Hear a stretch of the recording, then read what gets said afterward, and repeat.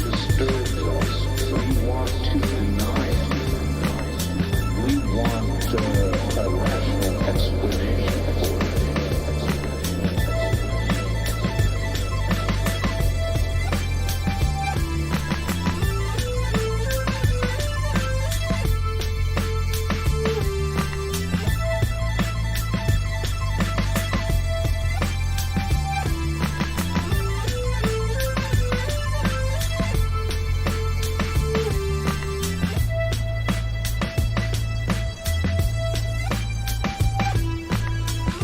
Something disturbs us, we want to deny it.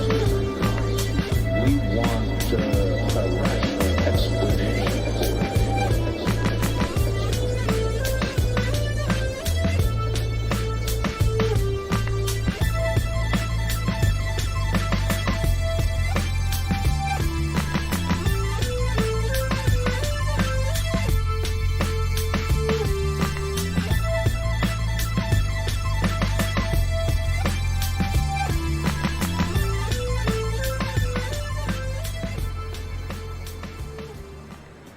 If something disturbs us, we want to deny it. We want a rational explanation for it.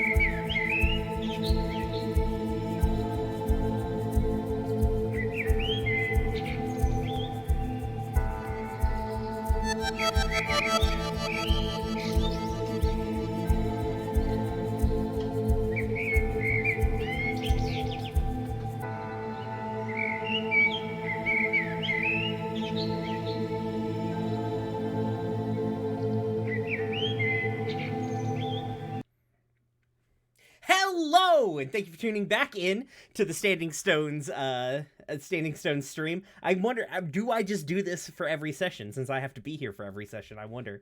Um, how is everybody? We're back to play our game of Tall Grass. We have some great new guests with us, but first, Anya's going to. For those of you who are just tuning in, we're raising money for Fair Fight. I keep wanting to say, anyways. Anya, will you go ahead and tell us about the cause? Yeah, so we're raising money for Fair Fight. It's a Georgia-based organization that fights voter suppression, and this one's close for me and August particularly because we live here, and things are kind of a mess everywhere. Georgia is no exception to this. So we're raising money for this organization that focuses on voters of color and young voters and educates these voters about their rights and just works on getting them registered and getting them voting because so often the system works against these specific voters and more. And this is Stacey Abrams' organization, I believe. Stacey Abrams on their website. I haven't gone that far into it. Could you repeat that last part? You kind of broke up a little bit. Oh, cool. It's already going well with our temporary Wi-Fi, I see. Yeah, so this is organization. Is it run by Stacey Abrams? Do you happen to know, Brian? I believe so, but I wouldn't quote me on that. That's fair. Stacey Abrams is linked to this organization, and she's, trying to make some difference in Georgia specifically because politics have been corrupt in Georgia for a little while now. Just see, that one guy, that guy whose name I can't remember now. But yeah, so that's our cause. And it looks like we're about halfway to our goal. Wonderful. Give me just one moment, y'all. I am fixing our overlay real quick. I will say, it would be rad as hell if Cam's character was just Ed the Puppet from I have no eyes, no mouth, no features. Sorry, I had made a temporary thing so I could quickly change it and then just spaced on that because I'm spinning so many plates over here. Oh my god. I was just trying to rub the little heart on my character's picture off of the picture because I thought it was a spot on my laptop. Amazing. We're killing it. We're killing it. This is the most cursed one. Yep. So with us for this Tall Grass game, we have two very, very cool guests. First up, returning to the role of Flamera is Katie. Why don't you tell us about yourself, Katie? Hi everyone, I'm Katie. I use she/her pronouns. Last time I was here was just amazing, and I'm so happy to be back. I am from Off the Table. We have various streams through the week, and we're starting a podcast network in the new year with a podcast from the actual play The Watch and Fear Itself actual play podcast. So we're really excited, and we'd love to have you listening to our stuff. And also with us is Cam from Old Gods of Appalachia. Go ahead and tell us about yourself, Cam. Hi, I'm Cam. I'm one of the writers of Old Gods of Appalachia with my partner, Steve Shell, who, if you listen to the show, you know is our faithful narrator. You can follow us on Twitter at Old Gods Pod. We're on Facebook and Insta, Old Gods of Appalachia. Visit our website, oldgodsofappalachia.com. Patreon.com/Old Gods of Appalachia. And you can always follow me on Twitter, Instagram at CamiCat. Cool. And then also we have Jade. Jade, go ahead and introduce yourself to the people who didn't listen to us 10 minutes ago. I continue to be Jade. I'm the English one at Standing Stones. You can find me on Twitter at Jade Oxford Rose. I use they them pronouns. You can hear me on Follow a Leader, an actual play podcast focused on GM Tales game. But most of the people here know that already. I was not in the last For the Honor game. I am excited to play a princess. I am excited to be here. I just had food. I'm about to have more sugar. Let's do this. Cracking the cold one open with the boys. Anya, tell us about yourself. Hi, I'm Anya. You may remember me from like 5 minutes ago when I told you about the organization. I use they, them pronouns. You can find me on Twitter at AKA Anya. You can catch me playing Sad Boy Emo Pants, who is basically just me from middle school Jude on Dumb Kids Playing Hero and Animorphs. Actual play? I mean, that is what it is, yes. Okay. It's like, wait, actual play. Okay. So an Animorphs actual play podcast where we play Animorphs actually. And you can also catch me and my partner, August, who you'll hear later, talking about some cartoon horses over on Equestrian Watch. And I'm Brian. Use he, him pronouns. You can find me being the GM over at on the room where it happened, and also talking with August about a cartoon, but not about horses, about like lesbian rocks over on Gay Space Pod, Steven Universe watching podcast. You can find me on Twitter. I'm at RoomWherePod. All right, let's get this going. So today we're going to be playing a game called The Tall Grass, a game by, is it Gaius Sicolo? I believe it's Gaius Sicolo, right? That looks right. Yeah. We apologize if we've said it wrong. If I have mispronounced it, I'm very sorry. That's what my best shot at it. It is a GM-less, dice-less game, where we're basically playing we're going to be moving through sort of like a fantasy. We're going to kind of do like a sci fantasy world. Think a blending of like a little bit of Star Wars, a little bit of the She-Ra reboot, and you'll basically kind of get there. We won't be using any dice for this game. We will be using a deck of cards.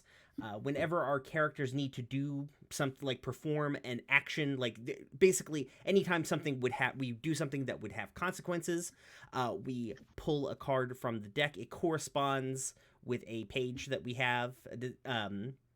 I'll probably take a picture of it and throw it into our disc, our Roll20. I realize I need to have done that.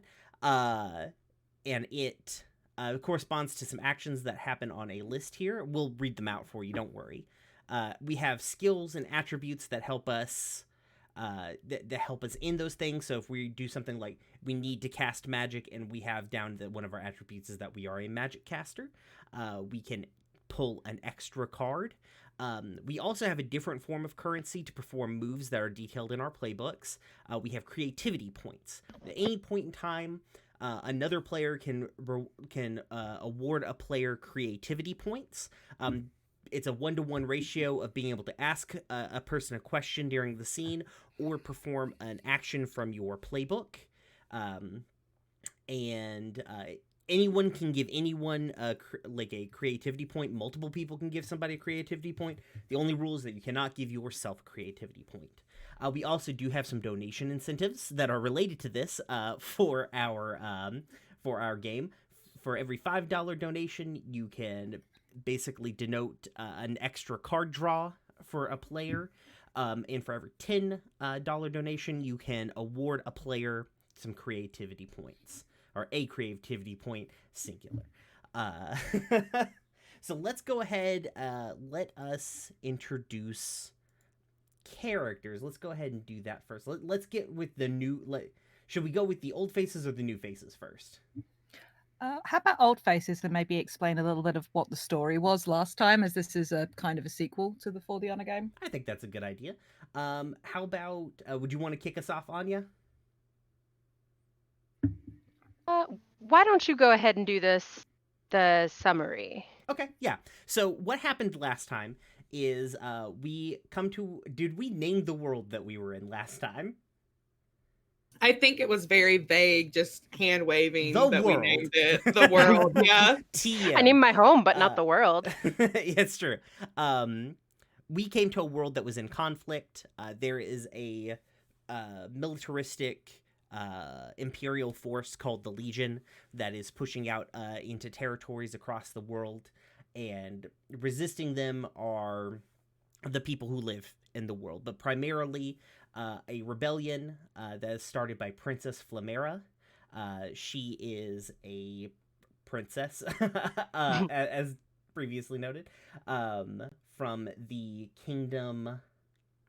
Sorry, I'm pulling up the notes from the last game. Ignis, Kingdom of yeah, Ignis. The Ignis Kingdom. And she was trying to rally other princesses to her cause to oppose the Legion.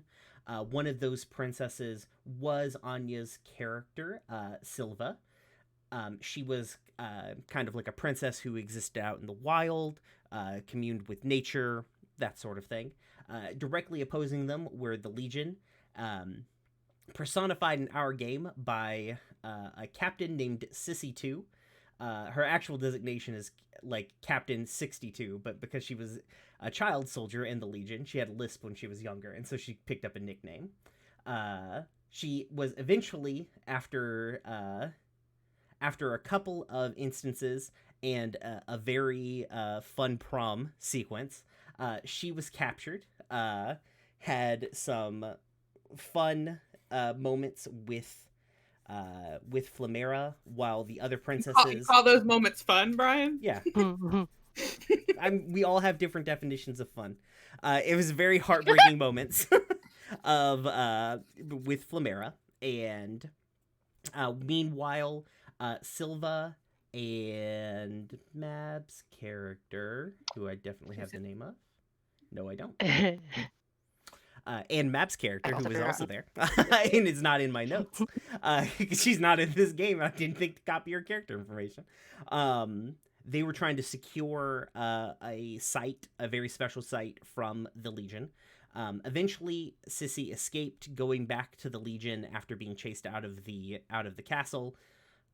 And we came to a climactic battle at this special, powerful site, where Flamera tried to talk Sissy over to the side of the good guys.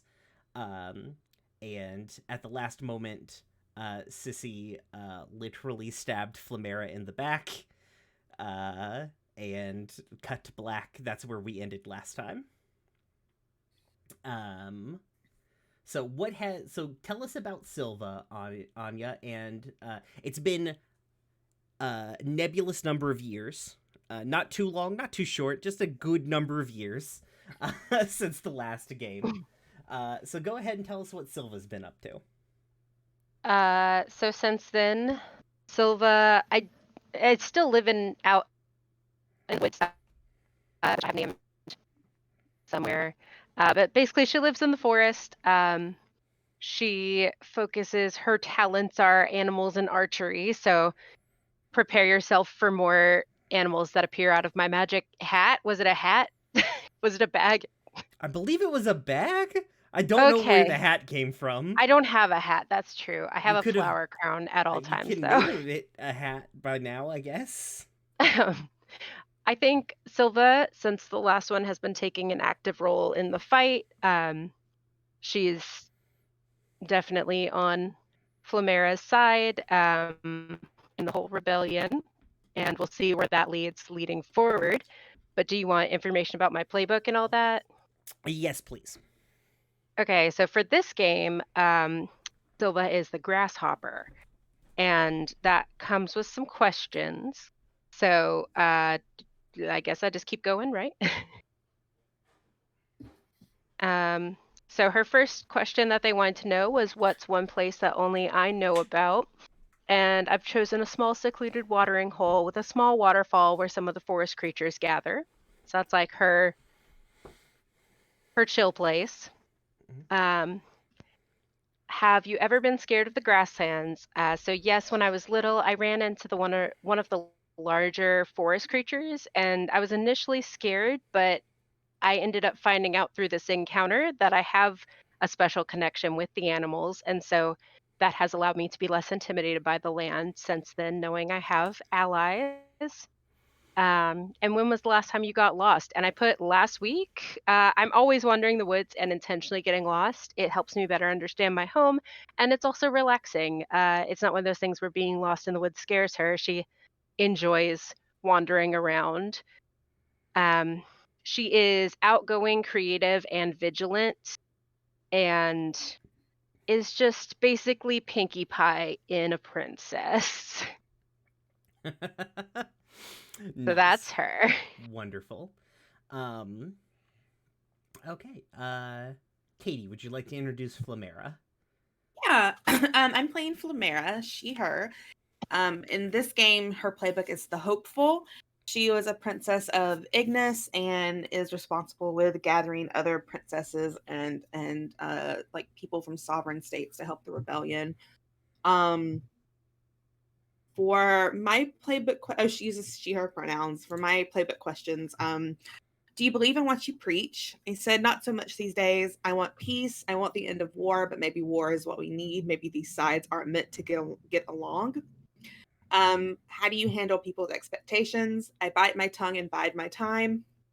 And who depends on you? Everyone. Everyone depends on me, and I will make sure they're taken care of. Flamera started out as a very hopeful person with the rebellion. She wanted good things to happen. She wanted her friends to be safe, and ended up getting literally and metaphorically stabbed in the back. And, so now she, after this nebulous amount of time has passed, she's feeling a little doubtful about her cause. Her traits are bold, adventurous, and radiant, and she has the ability to create and manipulate fire. Fun. I guess I'm the last old head here.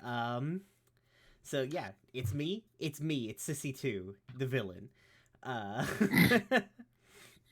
Sissy is going to be playing the Slugger playbook. She basically was a child soldier who was brought up in the Legion, who eventually became a captain. She is now one of the generals of the Legion in the time that has passed. And her sorry, I'm getting my flipping way too many things at a time. Her questions were, why do you fight? If I reach the top, I can change the Legion and secure safety for the people under me. What do you have a mentor? No. I was shaped by the Legion, but I try to be one to those I'm in charge of. And the last question is, are you a friend or foe of the common folk? And it's I'm sure the common folk tell stories about me to scare their children at night. At this point. Flamera has a great one to tell. Just tells everybody. Yeah, just tells everybody about this asshole. So yeah, she's just like very much cares about the people that she's commanding, and is kind of like her driving force for that. Her main plot is to like climb all the way up the ladder of the Legion and then cut off its head and become that head. So she can secure a much better place for all the other child soldiers. Did Sissy 2 effectively utilize girl power when she rose through the ranks of the Legion to chop off its head and become that head herself? Yes, definitely. Her traits are her home/faction are just the Legion. There's just only the one thing is both. Her traits are considerate, detached, and conflicted. And her attributes are that she's an expert sword fighter and has a significant tactical experience. So let's move on to our new characters. Cam, how about you tell us about Preeta? Am I in the ballpark? You are, yes, you're pronouncing it correctly. Sweet, nailed At it. least I think so. I don't know. I used a name generator to come up with it, so that's how I'm pronouncing it. Okay. Preeta is playing the Touched. And I can read a little bit about the Touched. Sometimes the magic that pulsates beneath the soil makes its way to those who walk on it. You're one of those people, touched by mystical powers, whether you have sought them out or not. Your existence is mysterious by default, but you've been granted an instinctual understanding of whatever it is that courses through your veins now. And her playbook questions are: how does magic reach out to you? Preeta can hear it like whispers. And when this first started happening to her, she thought she must be going mad, and then she started to actually associate it with the occurrence of magic and realized what was going on. Does anything give you away? Unfortunately, yes. She doesn't have as much control over her magical abilities as she would like when she's asleep. Accidents have happened. And she was driven out of her village as a child after she basically set the place on fire. How do you feel? What do you think about your own powers? Sometimes she feels they're a burden, but she's also learned to appreciate them because they've gotten her out of some tight spots. So, having been driven from her village, she's basically just a wanderer now. She is independent, curious, and creative, and has basically elemental magic. She can do some fire and earth magic, and minor necromancy. just a little bit of necromancy is a treat. Just a touch. Just minor. Oh, sounds great. And I guess that brings us to Jade. Vaori? Right. Vaori, yes. Nailed it. I'm doing great, guys. Yeah. People can just call them V, but Vaori is the full name. She, they pronouns. Okay. She's a tall, broad-shouldered woman in well, actually, her age is kind of complicated. I'll get to that in just a second. Medium brown skin that looks kind of almost grey or ashy under bright light. Long lavender hair and purple eyes rimmed with dark circles and a contemplative expression. She is the Revenant playbook. And by all means, you're pretty sure you shouldn't be here. You already died, but it seems like the world had other plans in mind, so now you walk the earth again. Brought back by magic, you don't know whether it was on a simple whim or if something's pulling the strings that animate your body for their own purpose. So that's fun. Originally, she was from the Clear... No, go on. I just have an announcement to do when you get done, I guess. Holy shit. Yeah, okay, good point. But yeah, originally she was from the Clear Sight Citadel. Her family line have always been like seers and clairvoyant, and that's one of her abilities along with investigation. The Clear Sight Citadel, however, fell to the Legion a couple of years ago, and Sissy 2 was the person that killed Vaori. Sissy's currently dabbing, sadly. A sad dab. Sad dab. Sad dab. No. And the playbook questions. Do you think you deserve a second life? I do not know yet. Clearly there is more I am needed for, or the magic would not have brought me back. Who do you want to become? The weight that tips the balance? And do you have a score to settle? In a manner of speaking, more a duty I have to fulfill. How they feel about Sissy 2 will come up in play. I have no doubt. But that's Vaori. Brian, you had an announcement about something? Yeah, I don't know if it was all one donation or not, but we got a significant jump in our donation thing because I don't have the back end to see who donated what to where. But we've had 3 donors, I think, because it was at 4 before. Yeah, so we've had 3 donors. We've gone up to 265. And it's refreshing now, it looks like. Yeah, There sorry. I just clicked the refresh button and then it got real weird for some reason. Ah. But yeah, thank you so much to the folks who did it. I don't have the back ends. If Danielle or August, I desperately reach out to you with the power of my voice. And the internet.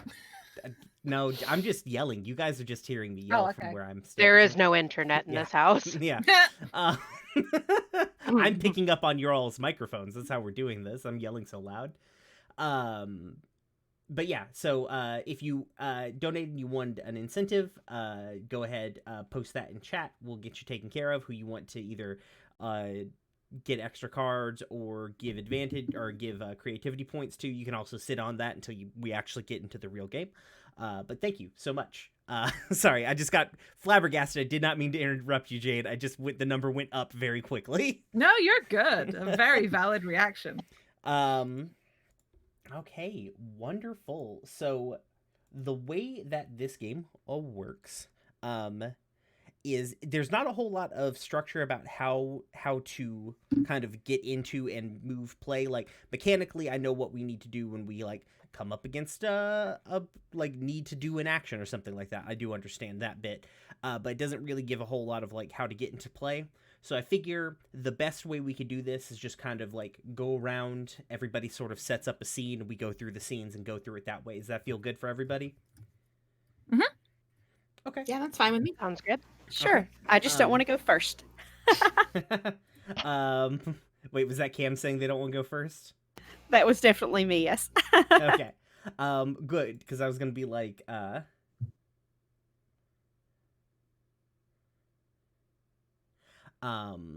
but yeah, let's go ahead and kick this off with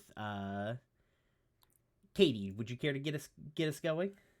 Yeah, I think that do we want to say that we're already all together? I don't know. Just I would say who wants to be. I would just kind of propose it like a who wants to be in this scene sort of thing. Yeah, I figured like it's a like a planning scene because our goal in this is to transport someone somewhere, right? We're escorting someone somewhere. Did we decide who that was going to be? I don't think so. No, we sort of floated the idea, but didn't pin down. All right. Who wants to be the package? It could always be the Could also the be queen, somebody else. just like the NPC. Yeah. Yeah, like do we have a prisoner or This a is valuable MacGuffin? person? Is it like a fancy MacGuffin? Like Yeah. yes. That It's could work, a yeah. magic. It's an item of great magical power, though we don't know what it does. But it's very important. Except it's not. Yeah, that works for me. Maybe The real escort mission is the friends we make on the way. exactly. I think that this is like the first night before they're supposed to get out on their mission.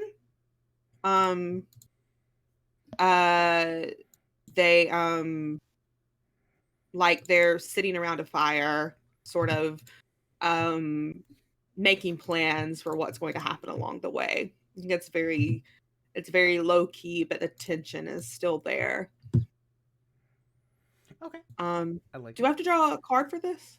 I don't think so. I think you just kind of start the scene going, and when you like, I'm sure you can, like if you want to go for it. I don't care. I'm not the GM. There's no GMs here. You could take a card to inspire you. Yeah, you could always do that.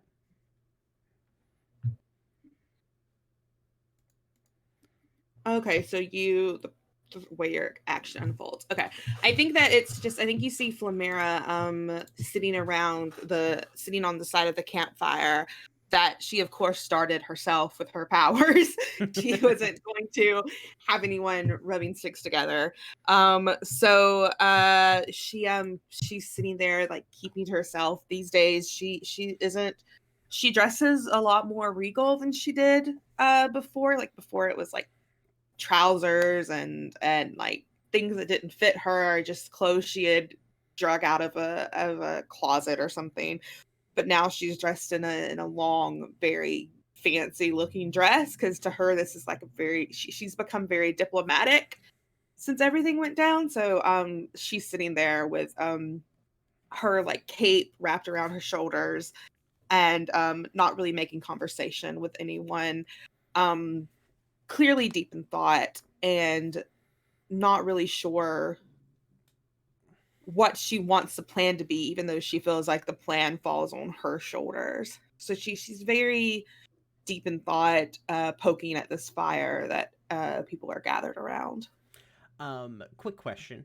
Is this magical item like something that you guys have acquired? Like, is this like, because I think when we were discussing possibly playing some kind of For the Queen, we had talked about like everybody coming together for a thing that like you know, the world is in trouble sort of thing, and everyone has to work together. But now that we're not really doing that, is this like a magical item that you all have acquired that can, like, is this like the thing that will turn the tide in the war, or are we still sticking with like everybody's needing to work together for some reason? Because I'm fine with either. I think I sort of like the idea of it being something that can end the war Okay. for everybody. Okay. That could even on like, because like even in Sissy's point of view, like maybe it could help her get to the top of the ranks if the war isn't there, you know, if the Legion has nothing to focus on. Right.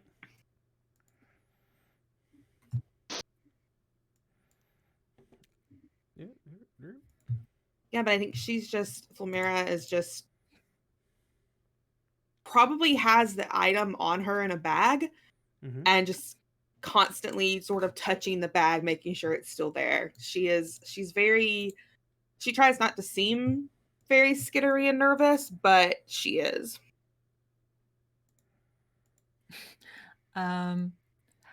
Before I do this thing, I forgot to say Vaori's traits, which are thoughtful, unpredictable, and unsettling. Oh, good. Because she's back from the dead. So, you know, I thought I'd lean in. But Vaori sort of sits down next to Flamera, making no noise. In fact, she doesn't even remember her approaching, but she turns around and Vaori's just there. And looks at her very impassively, doesn't really blink much at all. Maybe she doesn't blink anymore. He's like, you seem nervous. Flamira jumps a little bit, because I think Vaori still makes her a little uncomfortable, and she breathes out through her nose and looks at V and says, I don't know if nervous is the word for it. I am a little apprehensive about us going further. That's possibly a smart way to feel. There's a lot of unknown factors right now.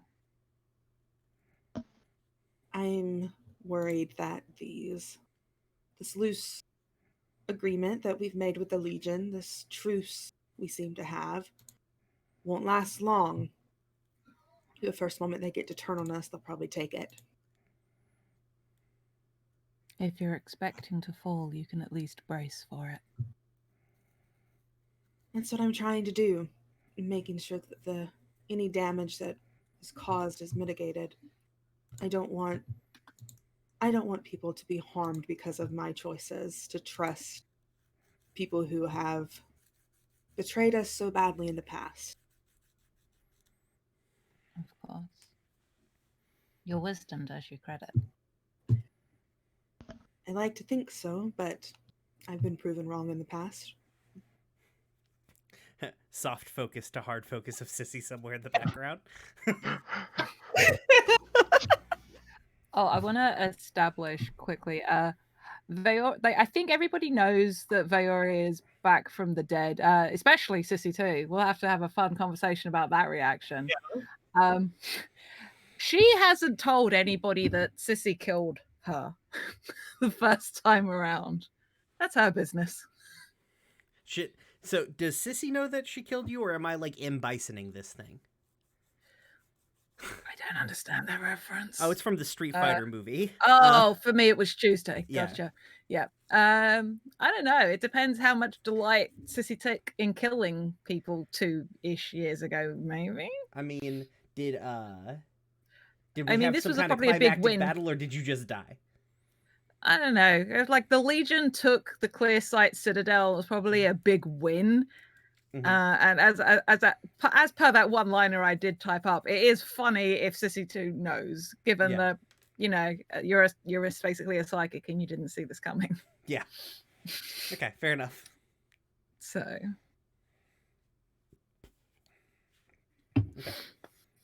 I think that it's wise for us all to stay on our toes around our new guests.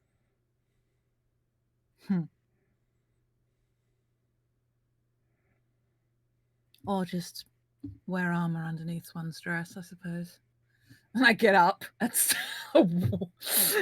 start circling around the fire. Flamera like looks down and is like, oh shit, I forgot to put on armor. Yeah, just like, where's your put your stab proof vest on, dear? Shit, I forgot to put my vest on.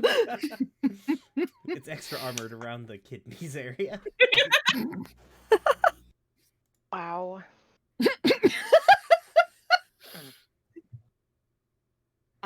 I think that she looks over her shoulder toward Sissy and has this like very deep-seated frown on her face. But she doesn't like make eye contact with Sissy or looks away before Sissy realizes it because she doesn't want to be seen looking towards Sissy. So she holds the bag with the relic close to herself and leans into the fire to sort of break that perpetual chill that she got from sitting close to V. So she wanted to get a little warmer. And I think that she just sort of takes a moment to look around the camp and take stock of everything. And it's the beginning of the mission, so things haven't gone too bad so far. But it's still very dicey that they're working with members of the Legion. Good. Do you feel like that scene? Yeah, that's scene for me. Okay, wonderful. Anya, what is Silva doing on this like quiet before the storm, sort of like night before the mission? Silva is using hawks and owls as like lookouts around the camp while we're kind of sitting out. And so she's staying out in the main area with everyone else so she can like be there if the birds come back and squawk about danger, I guess. The way a bird warns you that things are bad. I'm trying to think about who she approaches. Well, if we're getting people who haven't been in there, there's the person who stabbed your friend, and then the new person who seems nice. Yeah. Yeah, let's go up to Aprita. And like Silva will walk over with like a hawk on her arm, just like, You know, how are like you you feeling? do. Sup, girl? Like you do. How are you feeling? Here, hold my hawk. I'm imagining Silva as played by Danielle now, I won't lie. Oh, great. Thanks. It was really nice of you guys to invite me to join you and, get warm by your fire. Pretty bird. Silva cocks her head like, do you often thank people for inviting you on dangerous missions? You're very nice. I mean, I didn't really have anything better to do, and it's kind of chilly. The fire's nice. You know what? That's a good outlook on it. And Silva like sits down next to you at the fire, like not even asking if she can. And Prita's just, Does she- sitting by the fire, mending her cloak, getting ready for the next day. She's good. She's good with it. Okay. Does this random lady who just approached you just hand you a bird? Like, oh, here, I have another. Sure. Another Why not? cloak or bird? Bird. It's like, well, you Okay. said it's pretty. And pulls out like a smaller falcon, like a kestrel. It's like, here, you can get to know this one. Awesome. Just pulls an Never animal had a- out of a Yeah, bag. I'm just like, hey, yeah, great. I've never had a bird before. Do they bite? Yes. Absolutely. All right then. So be very, very cautious. Got it. Does it bite? Not Yes. sure. It is quite Almost dangerous certainly. that you're holding it. Sorry, I'm slipping into winter now. So yeah, she holds out her hand and a bird just flies and lands on her hand, and then she transfers it to you. Just like, they're useful to have around. See, they're making sure we're safe. And like points at the sky. Oh, I didn't realize that's what they were doing. That's sounds pretty useful.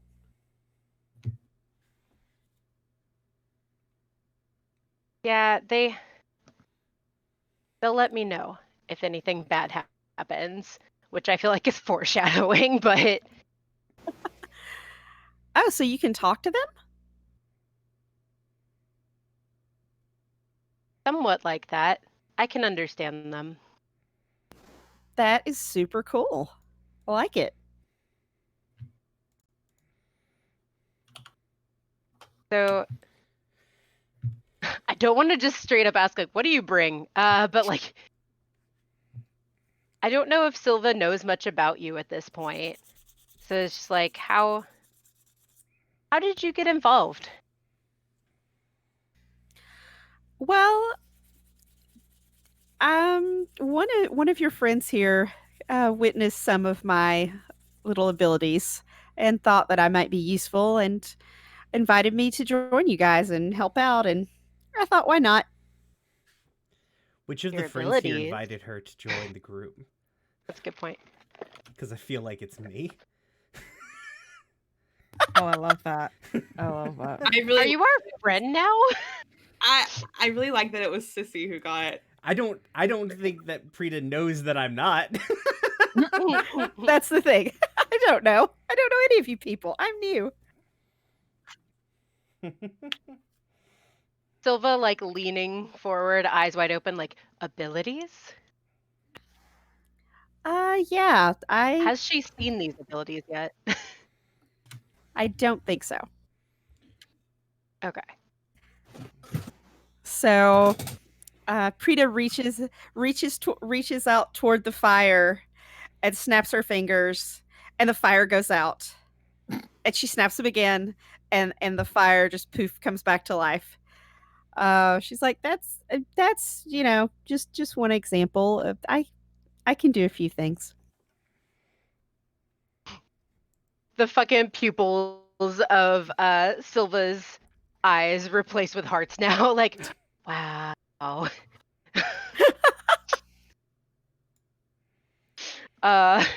So that's just something you casually can do, huh? Yeah, I started, realizing I could do it when I was a kid. You're gonna be very useful in this war, aren't you? Maybe we'll see. Bless. I'm not sure if that sounds like scene. Just like these two people awkwardly trying to get to know each other. Hey, at least you're talking to me, because previously I've been just sitting around this fire and listening to a conversation that I do not understand, but I can feel the tension. Okay, I'm like, wow, this is uncomfortable, but well, just mind my own business and mend my cloak. The weird goth is talking to the other fire lady. I just picture when you snap the fire out, Flamera looking over her shoulder with like angry eyes. It's like, put it back on. Like, bitch, that's my fire. They're just like, who did that? Who did this? I'm going to give Anya a creativity token. Just keep. I have no idea how to give. I don't know how Roll20 works at all. Just write on a little piece of paper that you have a token. I don't know. I'm not your dad. Like, just keep up with your tokens. But I'm giving one to Anya. Okay. So to explain Thank again, you. if you want to use a move from your playbook, you spend a token. If you want to, there's a list of questions on page 5 that you can spend a token to ask during a scene as well. Okay, so these first few scenes are really trying to build tokens, pretty much. Not real. I'm just kind of giving tokens. I'm just trying to get us into the economy. Mm-hmm. Feel free to give Okay. them willy-nilly to whatever player you think deserves one. Sweet. The bird thing definitely deserves Mhm. Yeah, deserves that was one. mostly the bird thing. It was the bird thing is what was doing it. Look, if Vaori hadn't approached Flamera, Silva was going to offer Flamera a bird to feel better. So, like, well, what do I do with this bird now? This person looks lonely. Yeah. Here's a comfort bird. Oh, is it like very affectionate? No. don't No, put your Don't hand look near at its it in mouth the at all. eyes. Do not. They take that as a threat. Make no sudden movements near the comfort bird. Anyway, feel better. Do. Do not hug it, whatever you do. The comfort bird is very emotionally closed off. Do not show it affection. Meanwhile, Silva just like, I feel better now. I helped. Yeah. I feel comforted. While fucking That Frida's bird in is the welcome. background screaming and being attacked by a bird. Oh, okay, great, love it. What's Sissy up to, Brian? Oh, hold on a second. I've got to kick a bot real quick. How dare. How do I do that? Oh. Do we want to become famous though? I kind of do want to become famous. Bot's gone. Man. All right, sorry. Give me a heads up if we get a bot, guys, because They've been really bad lately. I don't know why. They've been Yeah. horribly They've bad. been invading my BioShock stream that nobody but the bot seems to come to. But you know, so yeah, so I think Sissy, I think Sissy is kind of like around a corner. So here's what I'm thinking. This thing was discovered, and the olive branch came out not from like Flamera was not contacted by like the Supreme Commander of the Legion. I think that she was maybe contacted by Sissy, and I think Sissy's using this as a power play. She's playing all of the sides that she possibly can at this exact moment. So like she has shown up with like there's however many of the rebel forces, and then like not a huge but not a small like detachment of like Legion soldiers that came along with Sissy. And I think we've got the like two camps kind of set up across from each other sort of thing. And like Sissy is on the like we're hearing like the tail end of a conversation of like Sissy looking into a communicator being like, yes, Supreme Commander, I'm keeping an eye on them. I will secure the asset the moment that it becomes available. Yes, I have looked into its capabilities and its ability to be weaponized. When I have more information, I will report back to you immediately. And this is like clicking off the thing, and who's she like turning around to see is like listening to her, I guess. I think it's Flamera. Ah, good. Great. We're just gonna pull the Band-Aid off. Oh hell yeah. yeah. I think Flamera is standing there with her arms crossed, eyebrow raised, just like looking at Sissy with this really intense stare, and she says, "And may I ask who that was?" It was the Supreme Commander, the person I answer to. You aren't going to put them ahead of what we need to do, are you? The Supreme You may- Commander. I haven't put You them may ahead. answer. You may answer to them, but what we're doing here is above all else. It should be, at least. They have an understanding about what this situation is. I've given them just enough information to give me what I need for us to be able to do this. And that's all they're going to get. Good. Good to know that you're able to see through whatever the Legion has drilled into your mind. I've always been able to see past that. I just have other things that need to be tended to on occasion. Long, awkward pause. Yeah, very long, awkward pause. Flamera, I think, sort of looks toward the camp and says, I don't know if you being here is the right decision or not.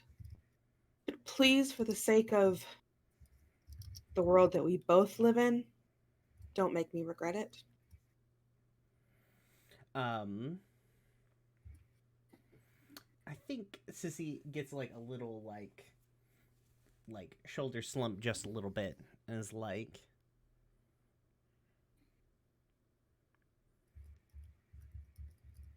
eventually, if we don't keep things tight-lipped, the nature of this thing will get out.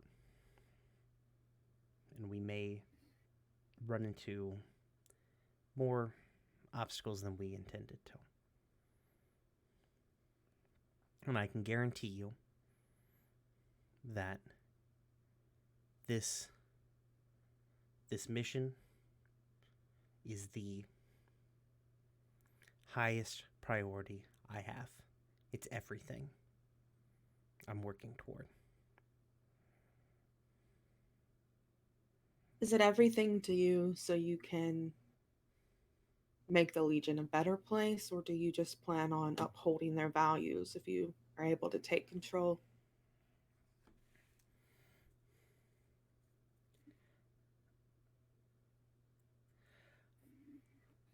Look at my, I think like this sort of like gestures at the camp, like her like group of folks. Like everyone who's sleeping in one of those tents right now has known two things: the Legion and the battlefield. We were made, like any other weapon, to go out there and do what we were made to do. And I don't know if I can change that nature in us, but I can change who deploys us, who uses us, who points us at things. And maybe I can change the nature of what they're made to do. That's all I can hope for right now. Flipmera nods and uncrosses her arms and just stands there for a moment. Just remember that if this fails, everything goes back to being the way it was before. Then we don't fail. That's what I'm hoping for. I don't fail. So I've heard, Sissy. So I've witnessed. And she turns around, and I think so. Flamera's people, where she comes from, have on their bodies tattoos that tell their life story. Mm-hmm. And around, you can see she's pulled. She turns around with a flourish, so the cape sort of moves, Mm-hmm. and I think you can see the tattoos around the scar on her back. So it's made the scar into this like sort of this tattooed filigree around it. So it's not like this jagged scar. It looks sort of beautiful in its own way. And she turns around and she walks off, sort of making note to flourish her cape a little bit so Sissy reminded of what Sissy did. I think like Sissy bites her bottom lip and sort of like nods to herself, like, "All right, okay, all right, you got this. You got this."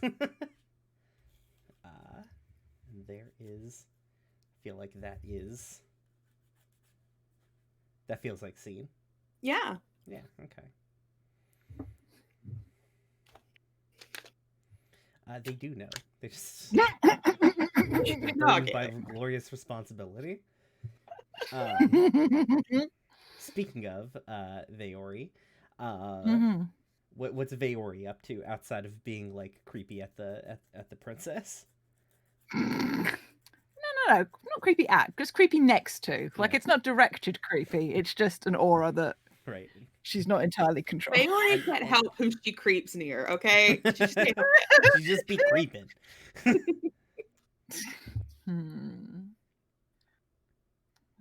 is she doing? I think oh, okay, this is fun. She is walking around the camp surreptitiously running her hand over stuff because she has psychometry and is looking to see if there is anybody that she needs to be concerned about. So what this looks like is a weirdo goth who looks really like they need to sleep. Touching people's stuff. Walking around. Just touching your stuff. Like, yeah, again, not in a creepy way, just like reaches her hand and like brushes like her fingertips over the top of somebody's tent and stuff like that. Like it's not, they're not trying to be creepy about it. It's not a power play. So it's just like, if anything, she looks a little bit like she's a little bit spaced out because she's just wandering around like la da da da da, but she's very much doing a thing. And so, but it's a little bit like Ophelia in whichever scene after like the break happens. Like, why is the weirdo just wandering around? You can ask her if you want to. No, I will not. I'm good. So, who works up the courage to go ask the weirdo what they're up to? I mean, I absolutely can. hell yeah. I don't know if Silva so much as like approaches you as like Mhm. walks up behind you like, "Hi V, what you doing?" V doesn't jump.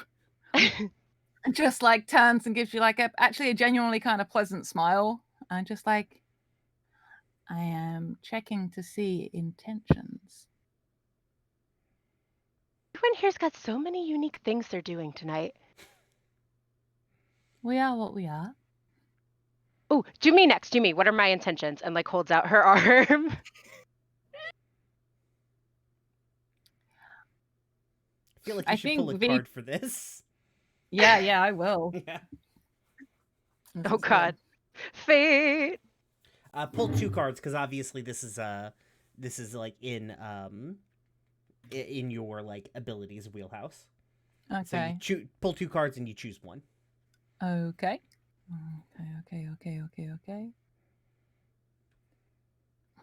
Oh, I've got to make my avatar name small because it's blocking part of the thing. Yeah. Okay.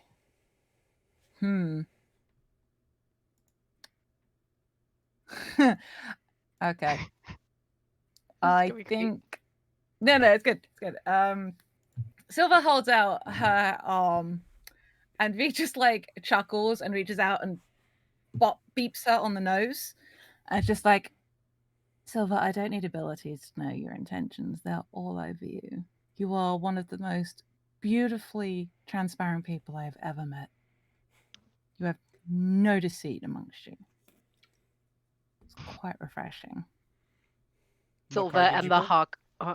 What? Quick and dirty. Oh yeah. Okay. Cool. The jack. I actually pulled 2 jacks. I Oh, got the jack fun. of hearts and the jack of clubs, and I didn't want to do a tremendous sound. So. Silva and the hawk on her arm look at each other like, that sounds kind of like an insult. I'm not trying to be insulting. I Thank apologize you. if I have been. It was entirely meant as a compliment, I promise.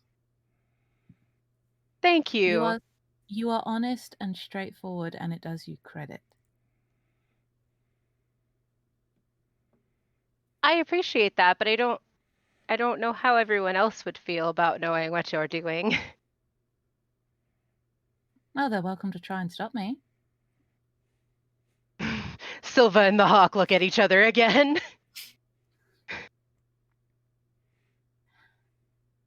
I am not Mm, overly mm. concerned with people's opinions of me. I wouldn't challenge people in front of that one and like points a thumb at Sissy. Soft They focus were back like- to Sissy somewhere in the background. I'm like in the background of everybody's shot. Sissy just trying to roast a marshmallow. It's like, for fuck's sake. Oh, come on. I don't know what marshmallows are. Poking a marshmallow like, what the fuck, Fuck is this? I don't know if she would get lucky twice. Huh? Do I know that Sissy killed you? Nope. Okay. Do I know you're dead? You said that we all know you're dead, right? Yes. I We're think dead. everybody probably heard that the Clear Citadel fell and everybody was killed. And then Vaori showed up like, what up? Were you like Looking the basically princess of the like- Clear Citadel? Like, are you the... Yes. Okay, Yeah. cool. Yeah. Like under daylight, I'm leaning into the Revenant part. Like Vaori does look kind of dead. I just like during the nighttime it's less obvious. What does let me look see. kind of dead to me? Just a little dead. dead. You know how it A little is. dead, just a little dead. I mean, I guess I kind of do, but it's here. Anyways, moving on.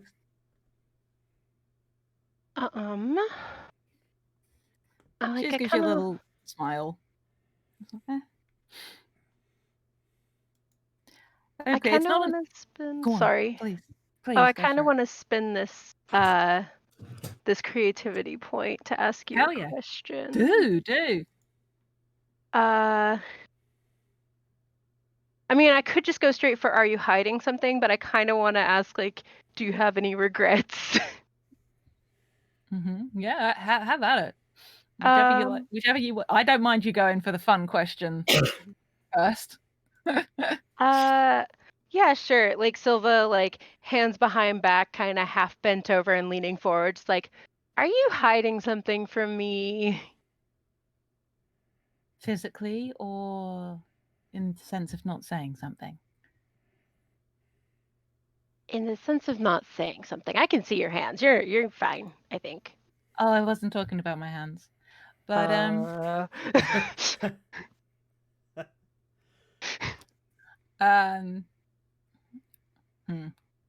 it's less hiding, more not volunteering the information. I think it would complicate matters. And things are already so very complicated. Complicated. if you That's just- never. If you truly wish to know, Silver, I'll tell you. I love knowing things. It'll be our secret. And like looks at the hawk, and the hawk turns its head away. Like just our secret. Take it from somebody who has learned through multiple experiences. Knowledge is not always a gift. But you asked to know. And I will step forward, and I like the visual of Veo being a little taller and like leans down, just like our new ally was the one who dispatched me from the mottled coil not so long ago. Oh, you and Flamera would probably get along really well then. She's also had problems with that one. Oh, I'm aware, but it's something awkward to bring up in conversation, just like, oh, you know the one with the eye patch, she stabbed you that time? She did a better job when she stabbed me. It's kind of awkward to bring up. Well, when you say it like that, I can help you like say things better. Do you think she would want to know? Do you think she would take it personally. No, but I think you two can find similarities that might help you. Flamira hasn't been the same. No. I can imagine that. Thank you. You give You're- good advice. Oh. I don't hear that much. Thank you. No, people are ignorant for thinking so.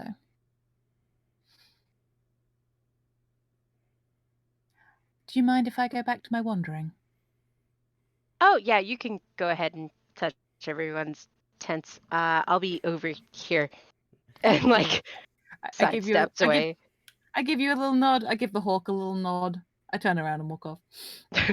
The hawk and Silva look at each other and then walk off to sit by the fire. It's like, man, I thought I was the weirdest one here. Good. I'm gonna give Jade a creativity token. Take one, Jade. Go. Thank you. Yeah, I am too. Oh, thank you. Let's see. And I believe Cam is next, right? Mm-hmm. Okay, cool. What is Prita doing on this fine evening, Cam?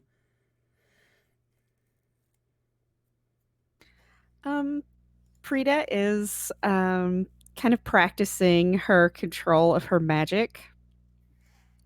Like basically just tossing a little ball of flame around from hand to hand. She's trying to learn better control so that she can maybe set things on fire in her sleep less.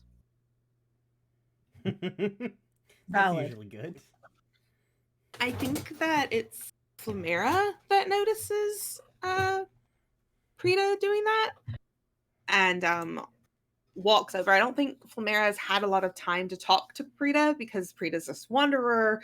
You know, she just sort of came out of nowhere alongside Sissy, and so Flamira has been very hesitant to talk to them. Sissy's got a new girl who do fire? Don't like it. Don't like it at all. And I think Flamira comes over and in a move runs her hand over the flame in your hand and captures it in her own. And she holds the flame in her hand now out, and she says, You lack a little bit of control, I can see. Your flame grows wild even though you don't intend for it to. I don't think so anyway. Yes, but I'm getting better. I just keep practicing. Who are you working with? Has anyone offered to help you learn to control it? No, I've just been on my own. Been on your own for your whole life. Pretty much, yeah, since I was young. Well, no wonder you don't understand the powers that you have in your body. You have No. Sorry, you have go so ahead. much potential. You have so much potential to do more than damage. You think? I know. I can tell just by the way you use your powers. It seems that you truly do want to help people. But there have been some issues with you when you're not exactly in the waking world. How did you guess? Well, the tent almost going aflame last night sort of clued me in. Oh, did it? I'm sorry. No, it's fine. We have tents to spare. I should I'm- probably pitch my tent a little further away from everyone else, just to be safe. I'm more worried about you. Have you ever hurt yourself with your abilities? Not myself. just others. Yes, and unfortunately, when I was young, I accidentally set fire to my village, and they asked me to leave. Or, you I know, am so sorry. maybe chased me away with brooms. I am so sorry to hear that. It's okay. I mean, I guess I understand. Someone with the abilities that you have, they should be fostered and taught. They shouldn't be scared off. Yeah, I mean, I guess, but at the same time, I posed a threat to the village. We should all take care of each other.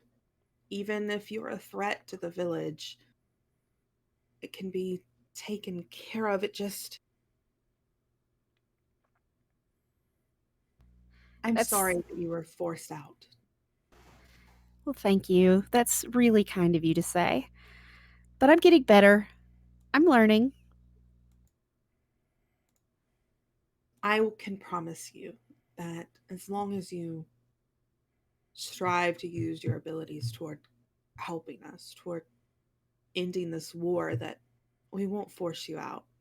You'll be taken care of here with the rebellion. Well, I mean, you definitely seem like some pretty cool folks. I do appreciate, you know, you accepting me into your group. You come with someone whose opinion on others, at least with the war is concerned, is something that I take into high account. Oh, well, I hope that I can, live up to your expectations. I'll certainly do my best to help however I can. And if you ever need training, at least with the fire side of it, I can help you. That's my specialty. My people come from a very long line of controlling and manipulating fire. We lived underground for a very long time. Oh, really? That's awesome. I might take you up on that. We live very close to the core of this earth. We have the fire running through our veins. Really? Wow.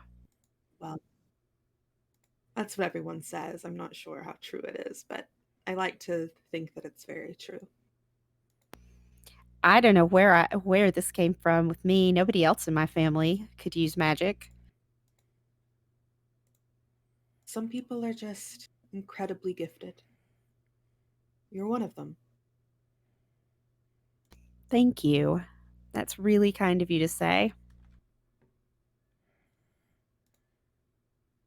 I think Flamera reaches out and sort of squeezes your shoulder in this reassuring manner, and transfers the flame from her hand that's just been sort of burning there back into your hand, and it's a little bit more controlled now. Like, it's not as big of a flame as it was when you had it.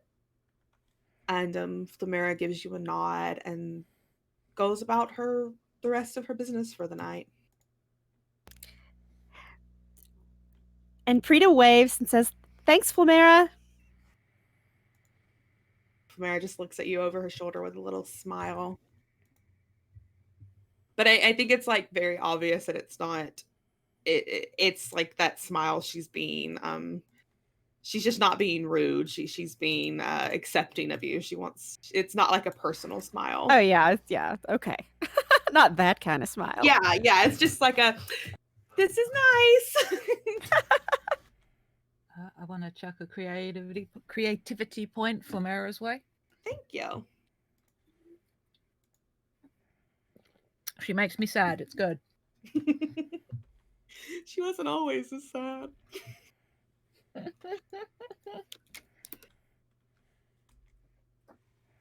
Alrighty, that's a round. Yeah, That's it. sounds good.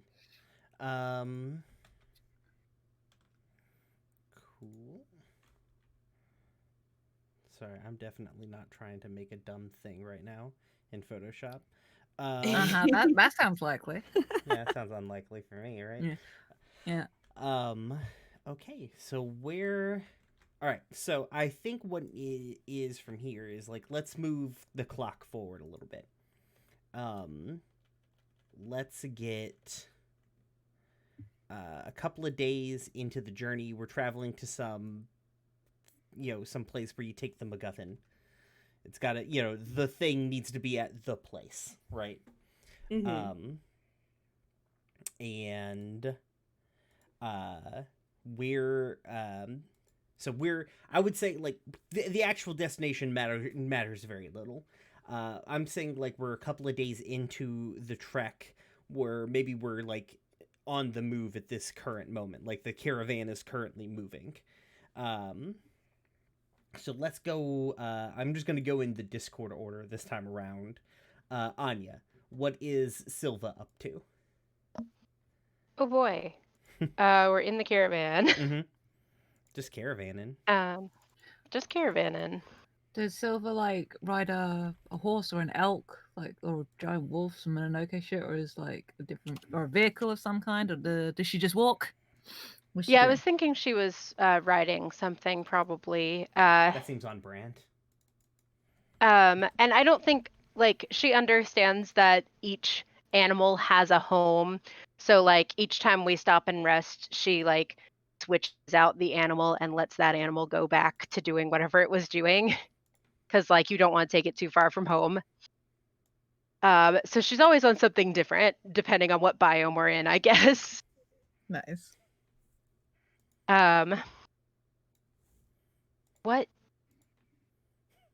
What, Brian? It's the hawk. It's got its name on the plaque.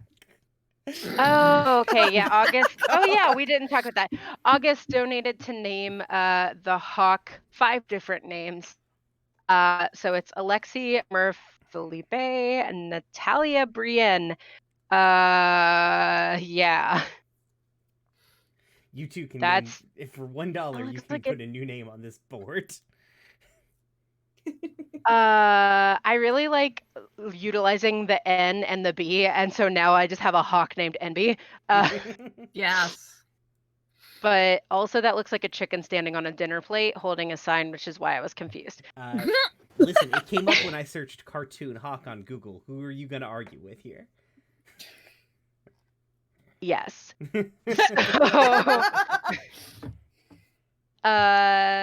Jesus. Where are we? I guess what I don't know. What do you think our current biome looks like? What do you want to be Uh, riding right now? Yeah, I was thinking maybe we're going across like a deserty area. Yeah. Now, Let's do desert.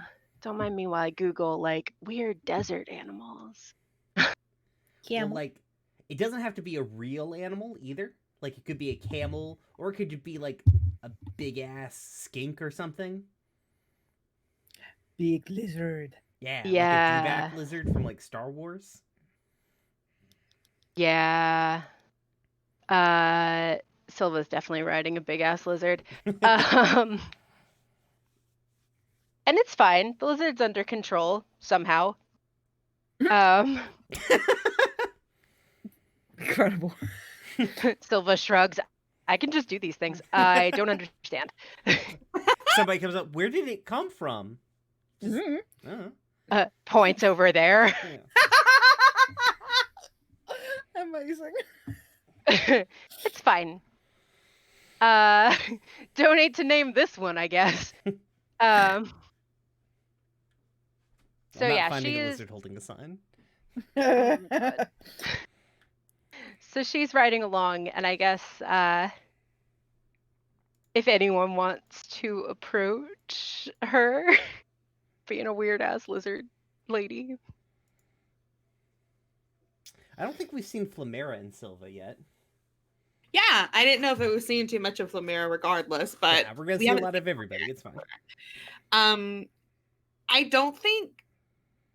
I don't know what's funnier, Flamera trying to walk to catch up with this lizard, or that Silva has also summoned a lizard for Flamera and Flamera doesn't know how to ride. I mean, the there's There's no way the princess of like the leader of the rebellion walks, right?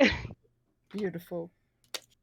Yeah, so I think you see Flamira like trying to stay as regal as possible on top of this giant lizard, and she's just got fear in her eyes. Just like pure fear. And she looks over at Silva and is just like, "Are you sure this was a good idea? There could have been some other creature that you could have summoned, right?" There were many, but look how cool this one is. Yeah. And like Silva puts her hand on your lizard and the lizard turns around and like licks you affectionately. Flamira just like recoils back a little bit.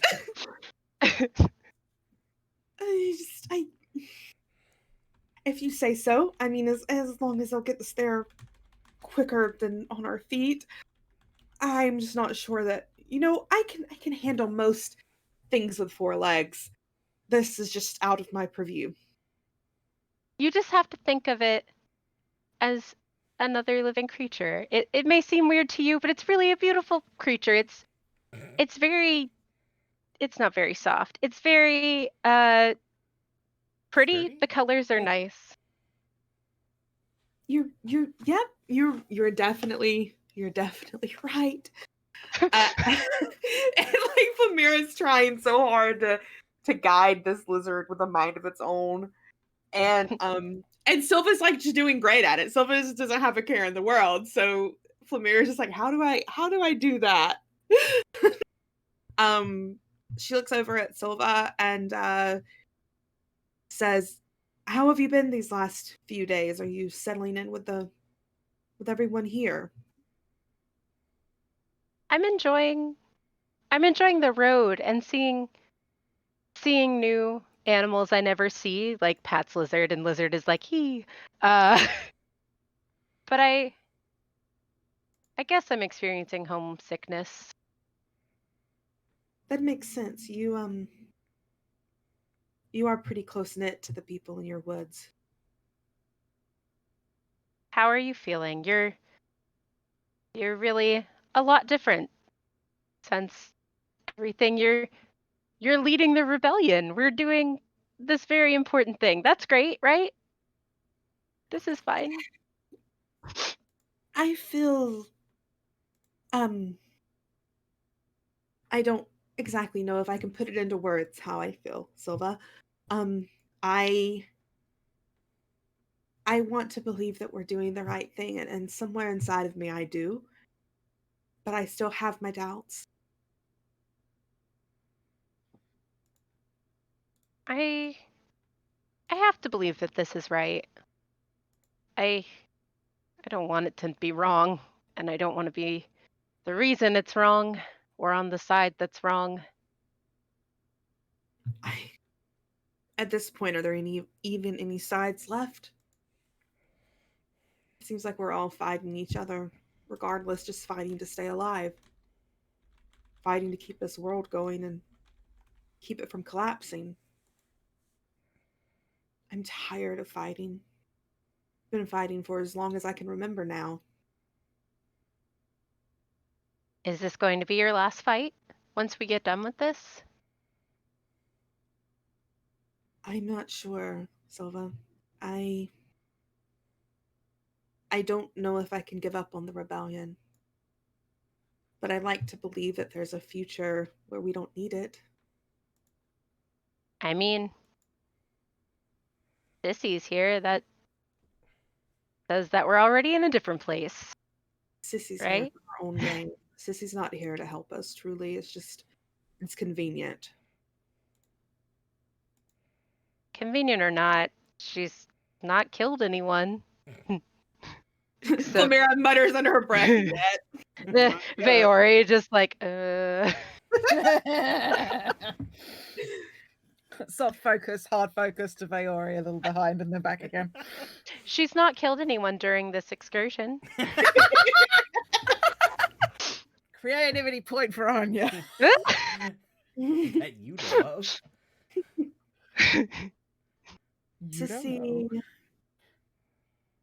Sissy will betray us at the first chance that Sissy gets. I'm sure of it. I mean, you're probably right. But she has reasons, and maybe we can avoid those reasons.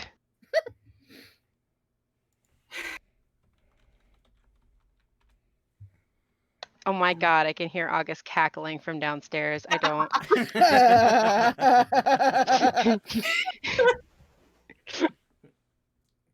Oh god. I hope that Sissy is capable of making the right choice in the end. Not a choice for herself or the Legion or even for us, but a choice that's right for the world. That's a lot to be on one person's shoulders. But I guess that's also on your shoulders too. I'm sorry.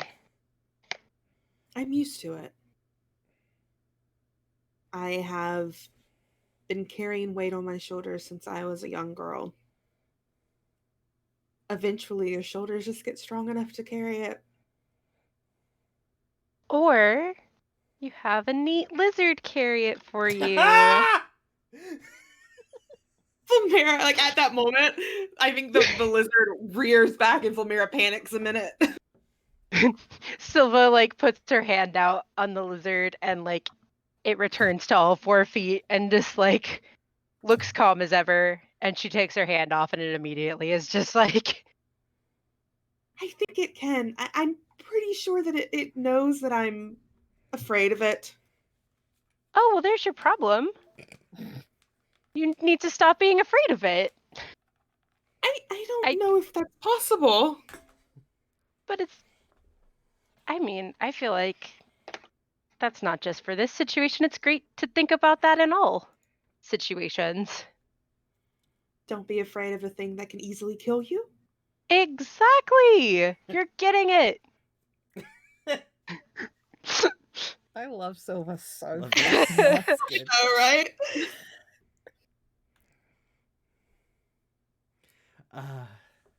I think that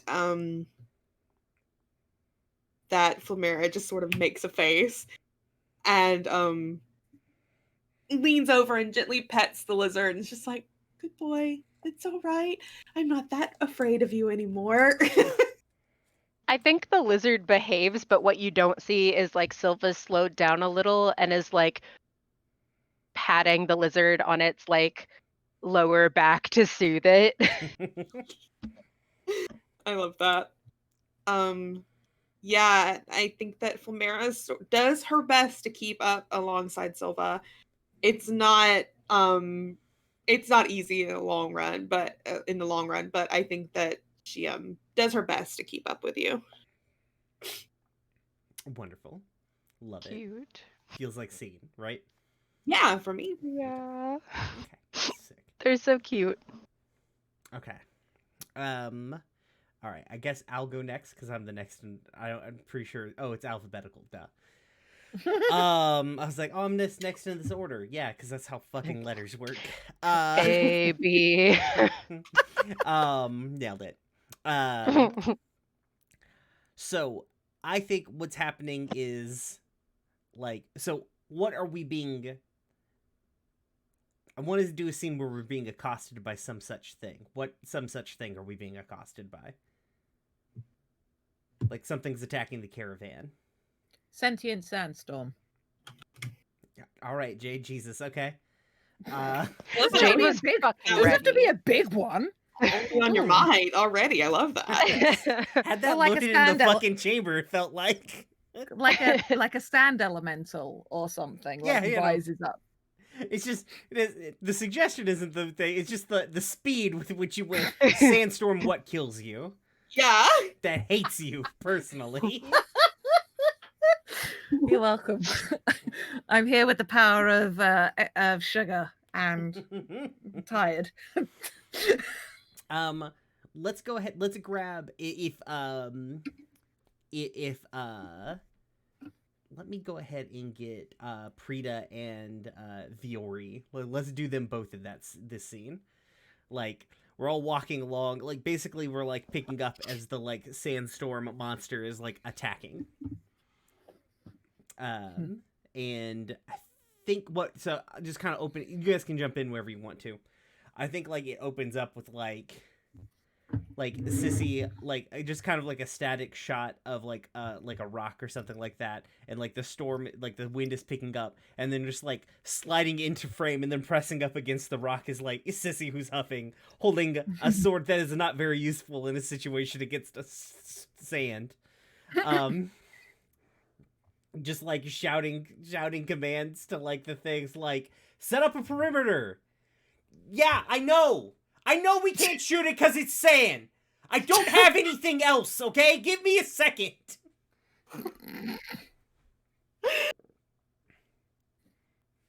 So that's where Sissy is currently. We're being accosted by a sand monster. Do you want to take it, Cam? Peter actually has something that might actually be vaguely useful. I mean, I don't know. I mean, I'm not sure how useful the fire is going to be against sentient sand, but I'm willing to give it a shot. Yeah. How hot's the fire? That's the question, isn't it? Yeah. Or do you like roll up behind this rock Sissy's using as cover? Yeah. I like, roll up behind the rock and be like, okay, everybody back. Give me some space.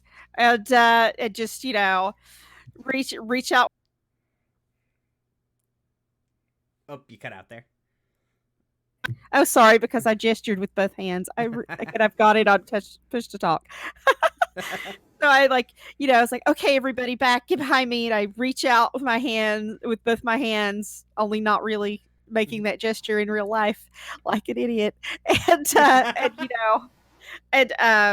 just command fire and try to burn the sentient sandstorm monster thing. Why don't you pull a card and or pull two cards and see how that goes? Alrighty, will do.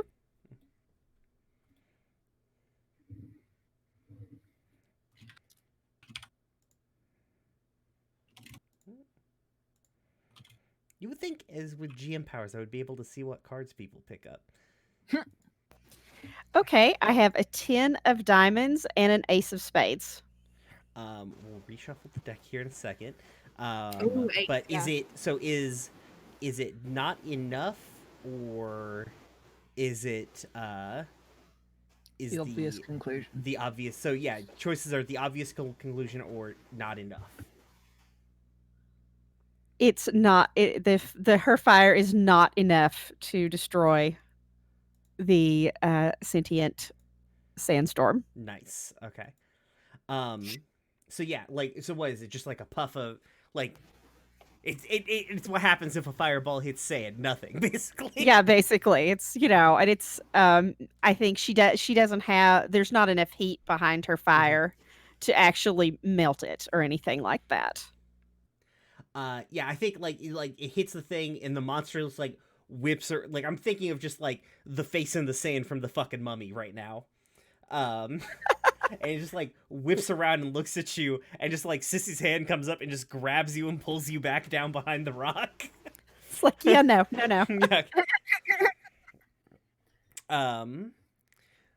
What was your play here, Viore? Otherwise, I'm gonna break into like monologue, or I'm gonna break into like character things real quick.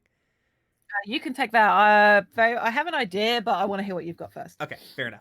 I think like Sissy's like, do you have? Okay, all right. So fire's not gonna work. What else do you have in the chamber?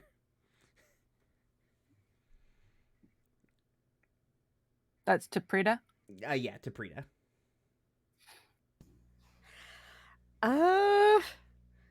No. I don't know what else I could do that would be helpful. Okay. I mean, I could create an illusion maybe, but I don't know that it would trick the sand monster. Right. Okay. Well, we'll just have to go like Sissy like making some kind of hand gesture at some other group of people to like distract them or throw grenades or something at the sand. Yeah. Unless,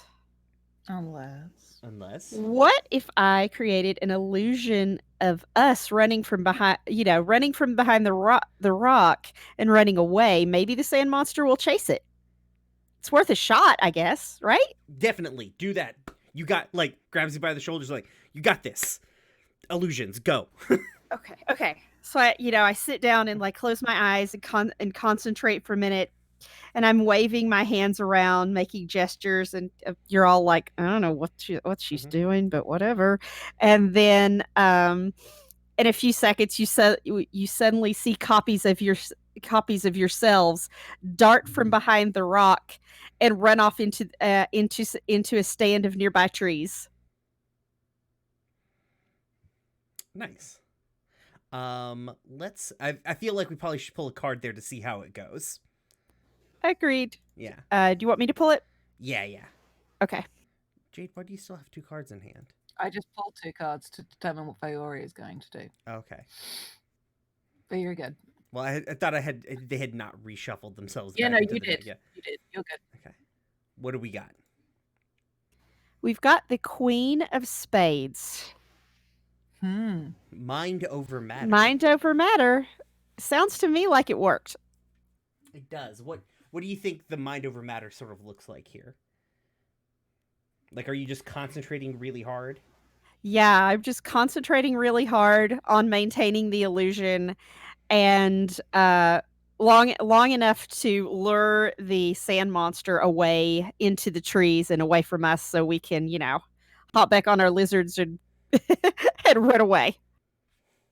I think while you're doing that, like, Sissy is like all like silent hand gestures to everybody, like starts doing the same thing toward the rebel people, because like she's just trying to get everybody out, and all the rebels are just looking at her like she's grown a second head because they don't know any of this like tactical bullshit that she's doing.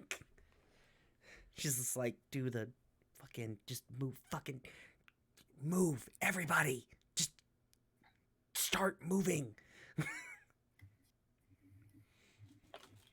Your way with people is astounding, Sissy, says Vaori, who's just sort of turned up next to you. Jesus. With carrying a parasol to keep the sun off her, because otherwise she looks even more dead and upsets people. So I'll go tell them. And I'm going to spend one of my creativity points to soldier on, even with the odds against you. And she just stands up and walks across like this, and just sort of like using the parasol, sort of like moves it around herself to like the sand buffets around it, like seemingly unfazed by the sand. Because she's unpredictable as well. She's sort of like, yeah, I'll go. And just walks over. This fucking goth in a sandstorm with an umbrella. Just be like, we need to run now. I think, like, while all the rebels seem to be traveling on either foot or big lizard, I think the Legion people have, like, cars or, like, vehicles, like some kind of big treaded something another. And just, like, it pulls up, and, like, people are like jumping into it or jumping onto the side of it. I think Sissy like jumps up and grabs onto a handhold, is like riding on the side of the truck, and like puts like a hand down for Prita, is like, get on, we're not gonna have another chance at this.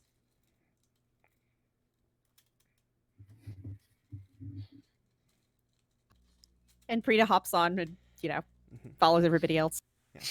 I think as this like big thing is clattering away, Sissy is just like, turns around, like, or not I guess doesn't turn around, it's just like looking ahead, like trying to scope, making sure that like the other half of the caravan is like doing their like getting up and getting ready and going, is just kind of like is like, good job, good hustle out there, I guess.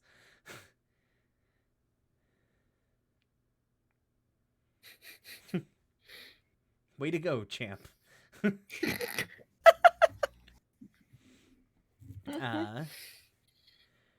I feel like Like, why do you focus so much on the fire thing when you can do that?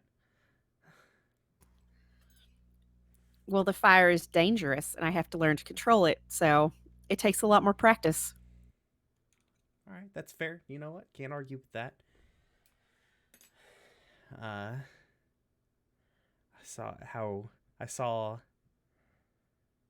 that Flamera put out the olive branch the other night.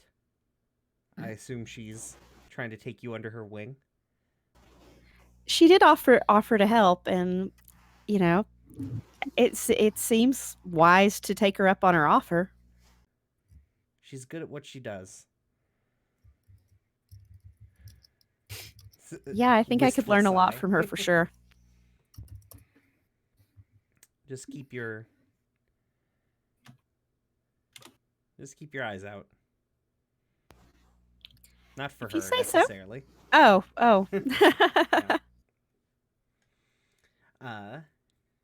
Just, while we're out here, keep your head on the swivel. You don't know what could happen. Fair enough. Good advice. And are the rebels on the move? Jade, I guess. Yeah, I Yeah, assume okay. so. Just like, we need to go. I don't know why you needed me to tell you that we need to go, but we need to go. The psychic tells you that we need to go, and gestures. Everybody, get on your lizards. Let's roll. I think, Mad Max lizard style. yeah, I feel like, what's my character's name? V is either has probably been hitching a ride with one of the Legion people because the lizards do not like her. Any of the animals are kind of like, nope, that's a dead thing. No, We don't like Do that. not want. Whatever's going on there. yeah, I don't know what that is, but I do not like it. I think regardless, like Silver can probably only chill an animal out so much. So just sort of like, that's still a gross dead thing. I don't want it on me. So Cool. All right. Feels like scene there. All right, Cam, you're up next. What is, as the caravan travels along? What are we up to? Can I draw a card for inspiration or Of two or course, something? Yeah, go for it. Okay.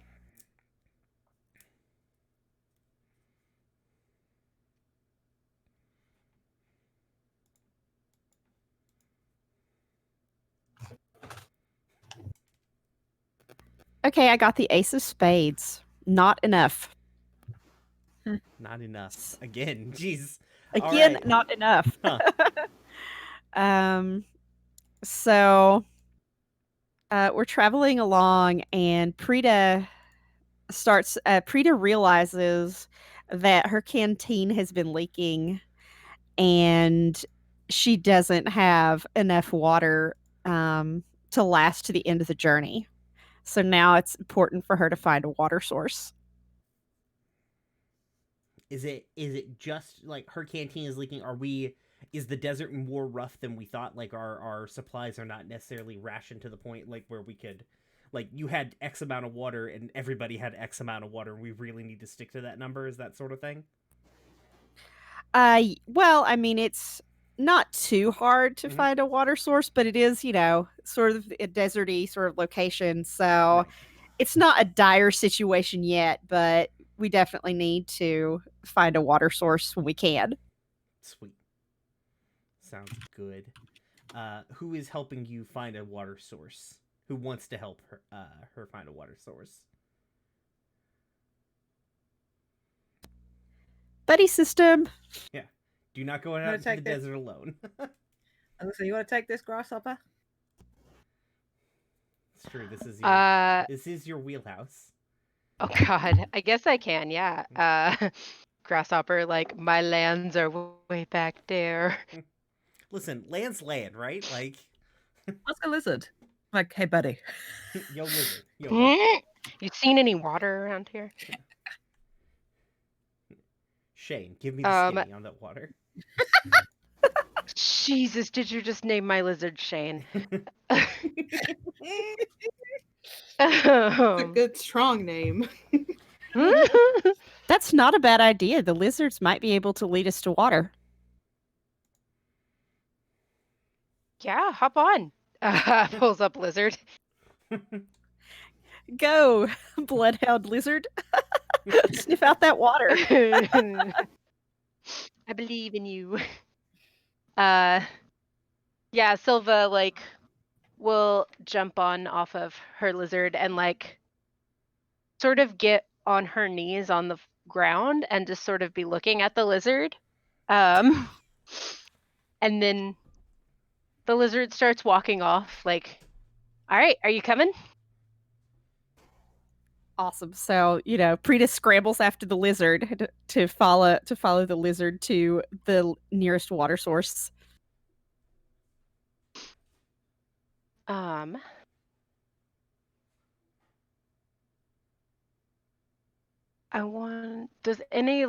we get any complications from this? Draw a card maybe? Yeah, and see what inspiration we get from that. Because I want to see if something stops us along the way or something. Hey, I have a card. It's a 10 of spades. An uneasy piece. Ooh. Huh.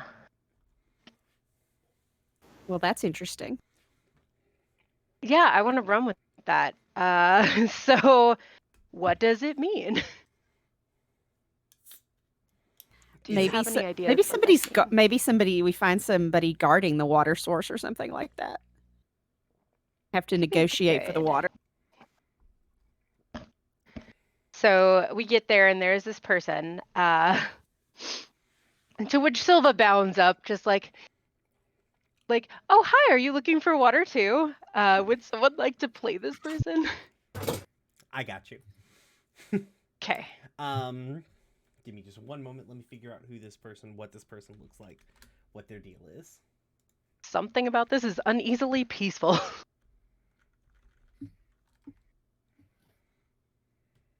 Okay.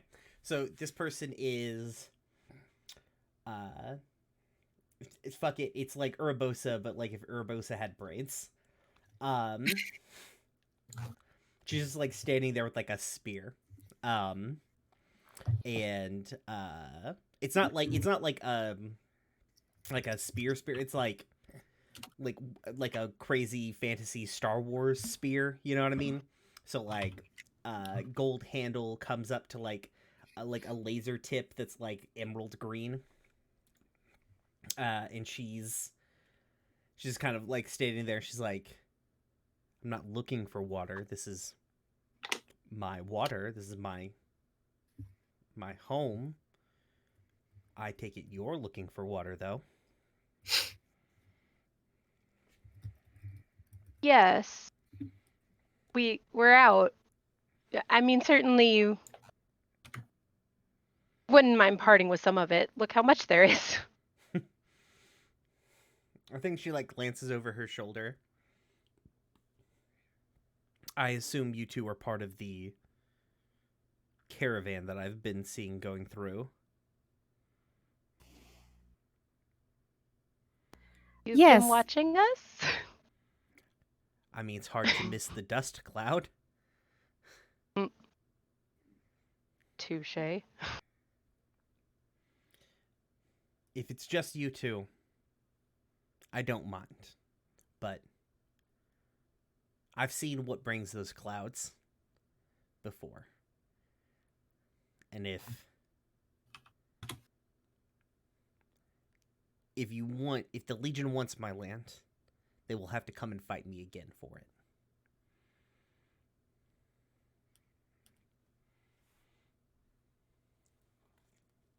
No one on this caravan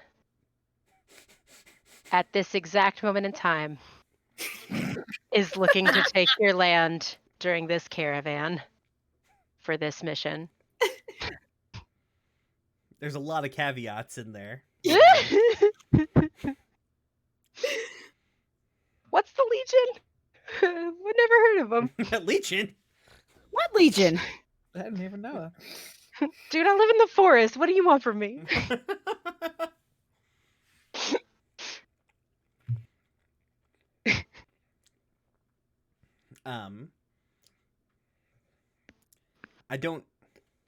I think she sort of like looks at you and considers for a moment. I don't believe that you're lying to me. I don't believe you know what lying is. So many people keep saying that. At the very least, I don't believe you know how to do it. And she sort of steps to the side, like, fill up, don't be too long.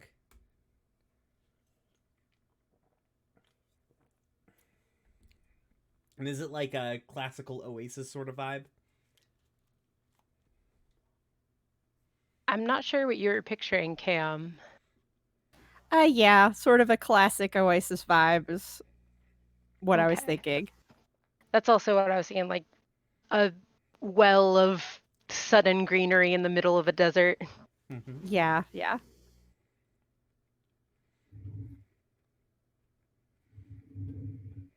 Cool. Yeah, and Silva will, like, as they're leaving, just like, I live in the forest. I understand managing resources. I appreciate what you've given us today. Yes, thank you so much. Well, And Prita stoops down to, refill her canteen, which she's repaired on the, walk over here. okay, I was about to say, like, she's gonna, like, this lady's gonna be like, that's leaking, right? So yeah, I think she, like, sort of nods and is like, be careful. This desert opens up to, I imagine, if you're traveling through this desert, you know where you're going, but there's a lot of things that can come on you very quickly out here. So be careful. Hope you make it back Thank to your you. forest, okay? Thank you, water lady in the desert. You're welcome. Thank you. Brian didn't generate a name for me. Beautiful name. You can borrow one of the Falcons' names if you want. Pick your favorite. Pay me $1. Name this NPC that we're never gonna see again. And Jesus. which, by the way, I do still, in fact, have the bird that Silva gave me. It's learning to, like, ride around on my shoulder. I'm trying to make friends with the bird so it doesn't bite. Aww. While you, like, pull your sleeves down over all the, like, scratches on your arm. All the scratches, yeah. It's like, no, just stay, like, on my shoulder. Silva is, like, admiring, like, oh, someone likes the dangerous gift I got them. It's very pretty for sure. I'm trying to train it. You're doing great. I think that he likes you. I hope Strokes so. bird. Bird does not bite me or anything. Wonderful. So we make it back Prita with tries water. to give the bird. Prita tries to give the bird a treat. The bird immediately, like, takes the treat but also bites. Like, oh, this is great. If I bite you, I get a treat. I love this game. I've learned the wrong lesson.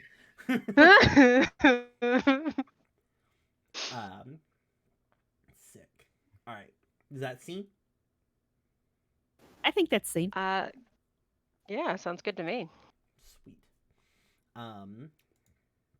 Okay, you're up, Jade. What's going on with the caravan as we move through this desert? I have an idea for something that happens a little later, though. I could, if somebody's got No, like a time is nebulous and doesn't matter. Keep moving.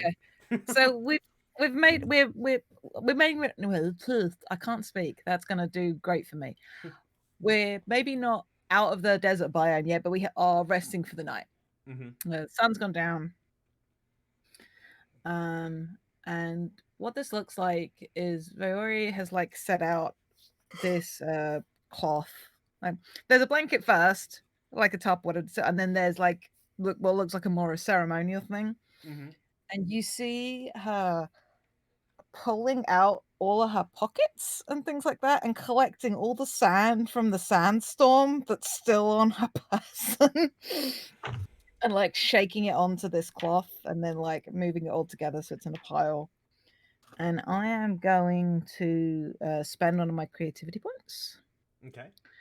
my other one, and I'm going to lend my ear to the magic that brought me back. Oh. Because I Fun. don't know if the sand should have been alive like that. It moved with intent, not like a weather Right. occurrence. It was intelligent. And I'm like trying to suss out if it had always been like that or if the forces of life and death seem out of whack, at least by my perspective, because I'm alive and I possibly shouldn't be. Right. So I'm gonna draw a couple of cards. Okay, both spades. Oh, cool. I've got face to face or true loss. Both Mm. fun, Oh, very good. frankly. I know. Does somebody want to play the magic that brought me back? Who wants to be weird necromancer magic? I can do it. Okay. Hell yeah. Let's say this is face to face, but true loss is there. No, as in it exists. Like I like the acknowledgement of it being Right. there. I like how Jade's like, I must pick one card. I will pick both cards. No gods, no masters.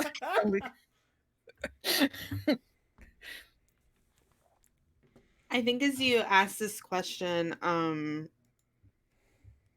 this like nebulous figure appears in front of you. It's just this figure wrapped in flowing robes, no face, like no features, but you can hear the words that it seems to be getting through to you. Mhm. And it just asks you, what is it that you need from me? Haven't I already given you enough?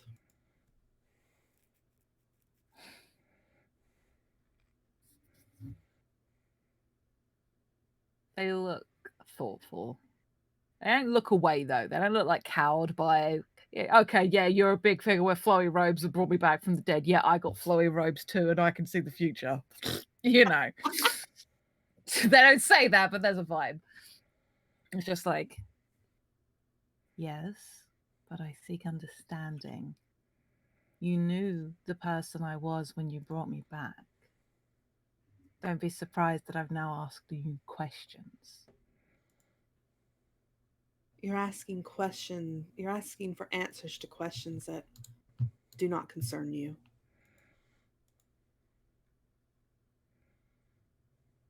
Don't concern me. You're here as a gift.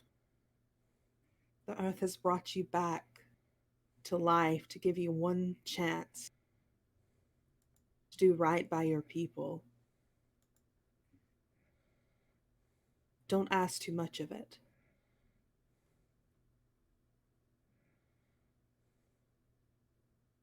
They sort of sit back a little, like not if they were stood, they'd be like rocking back onto their heels, but like they're sat down.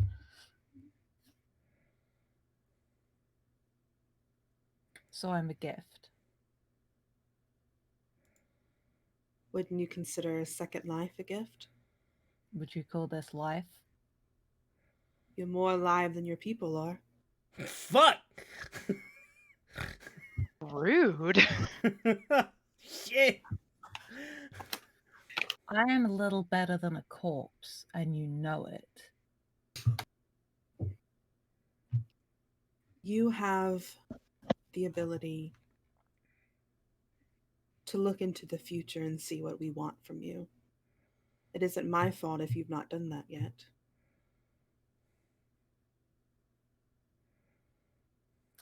I think Veyre just like strikes their hand through the pile of sand that they'd accumulated and like sort of dismisses the magic. Just like she's been called out, frankly, but just like, I'm gonna hang up now. Bye. I think Uh-oh. I don't know, Hey. she hasn't really Are you talking, breathed. Jade? Oh my god. Yes. One moment. Jade Everybody is- pause. I can't hear anyone talking anymore. Oh. This is No. bad because that means Like, no I one can on the hear stream Jade. can. Everybody chill for 1 second.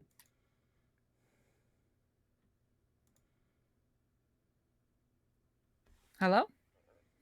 Can you hear us now? Uh-oh. Did something get unplugged? Oh, that's real weird. I think my audio capture device can still hear people talking. Hmm.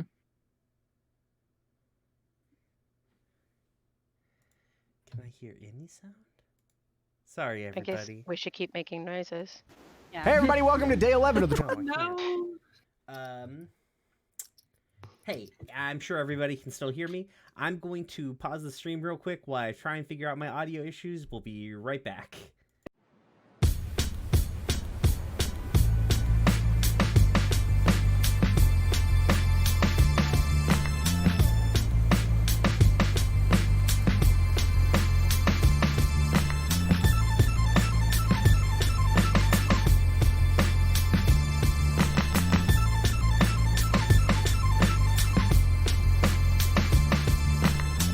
If something disturbs us, we want to deny it. We want a rational explanation for it.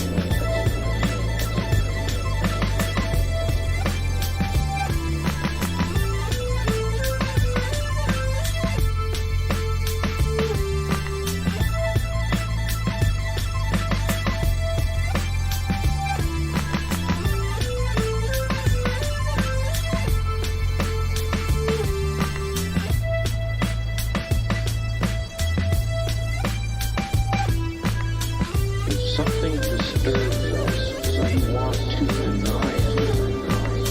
We want a rational explanation for it.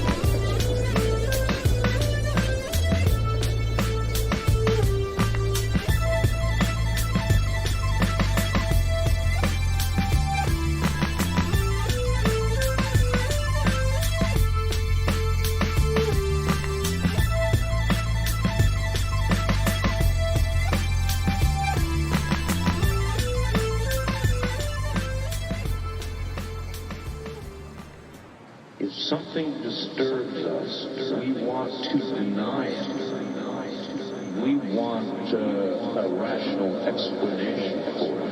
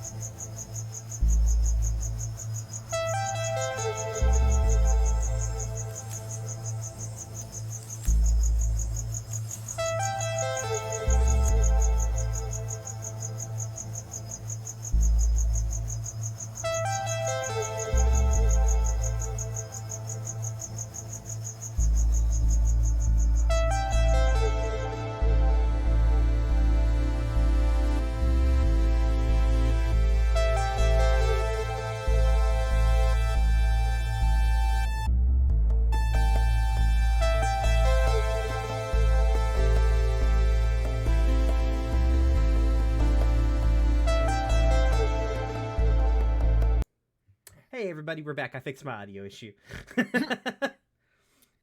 Sorry about that to basically everybody. I just was really afraid that no one could hear anything, and also I couldn't hear anything, and it was scary.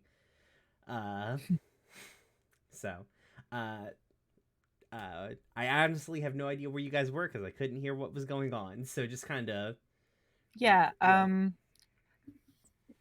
Viori got called out by the magic that brought them back because it was basically just like, well, you can see the future. Why don't you look and see why you're here? It's like, well, I'm mad and- about it, but fair. Yeah, and she did the magical equivalent of hanging up, like struck her hand through the sand that she collected that she was sort of using as a conduit, and is just like sat there, and I'd say breathing heavily, but she doesn't really do that anymore. So yeah, but the shoulders sort of going up and down, like her body remembers how to do it, even if she doesn't need to do it anymore. So if anyone wants to encounter that, they are welcome to. If not, we'll leave that as seen.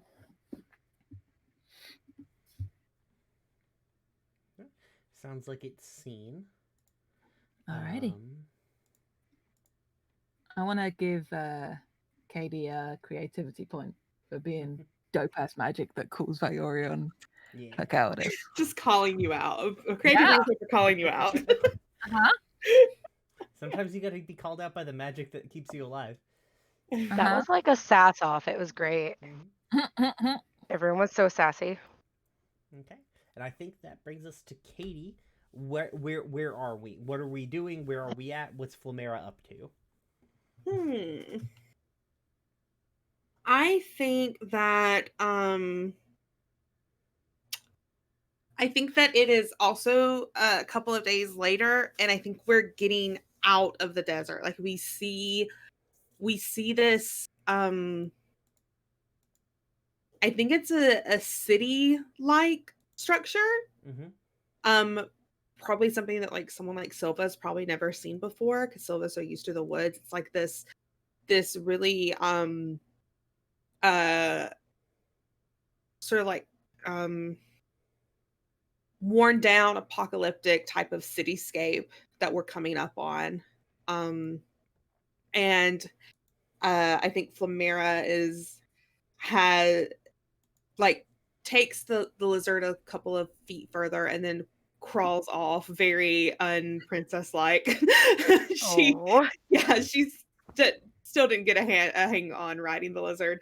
But I think she just casually puts her hand on the lizard's head and like gives it a little scritch for doing a good job. And then turns toward the group and says, "This is our last stop. This is where we bring the relic for whatever's going to happen next. I'd like to give anyone the chance now if they want to turn around or not go any further. I don't want you to feel like you have to continue to help the rebellion if this isn't what you believe in." Are you staring Sissy down, or is that just implied? I think she's not making eye contact with Sissy, but it's very implied. Those are those are what the words are for, the people with Sissy and with Sissy. Yeah. Yeah, I think there's like a low murmur running through the Legion encampment here. And I think because like they know the people that Sissy brought along are like, these are like Sissy's folks, right? Like they primarily include like the ones that we've seen like the three little gremlins that Sissy was running around with like last game. They're like respectable teenage boys now. Oh yeah, I remember them. Yeah, my gremlins.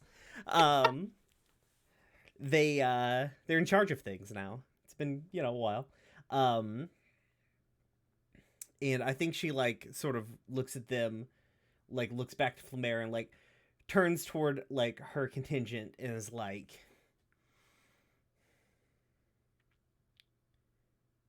We can't guarantee what's going to happen next. But this is the best play that we've had. Worst case scenario, we go down fighting.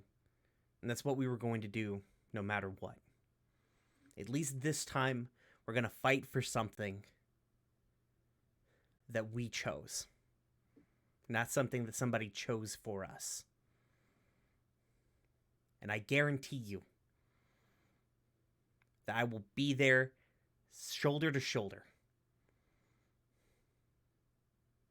Kind of like glancing over her own shoulder. I'm not going anywhere.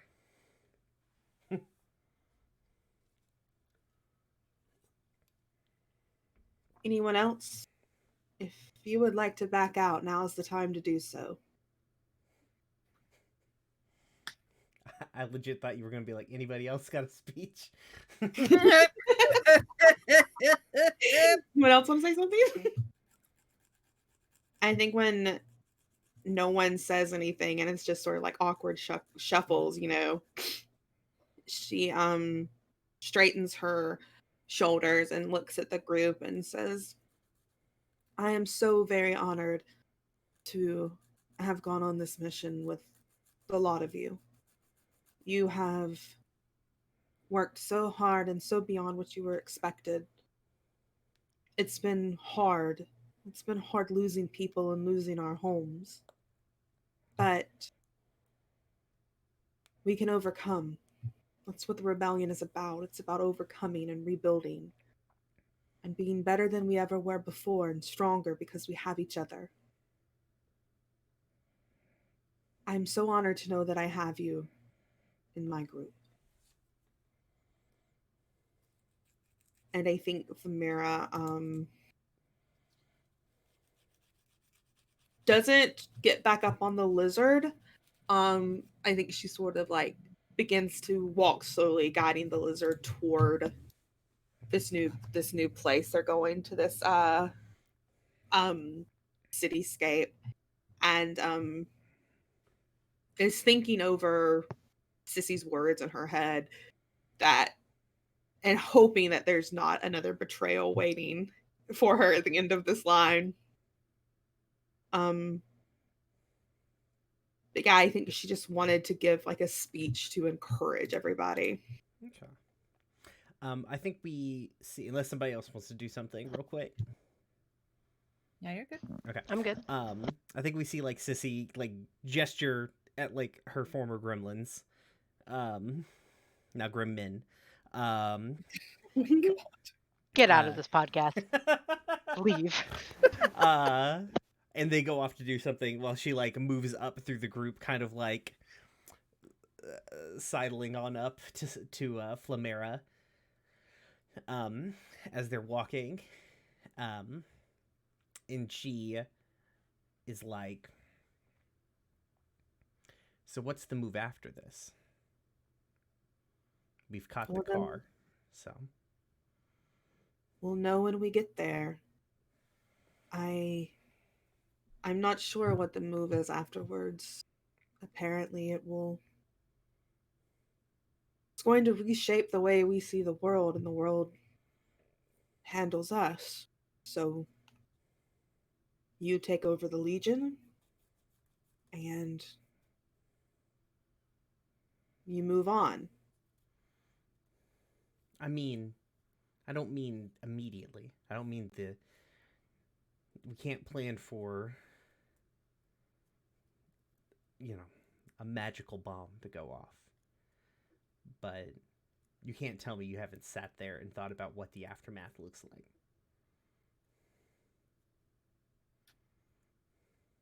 I've thought about many options for the aftermath, Sissy. I've thought about things being different many times. But even with someone who says they know the future, it's still unsure. Things change at the drop of a hat. People change their mind and make decisions so quickly. You never see them coming.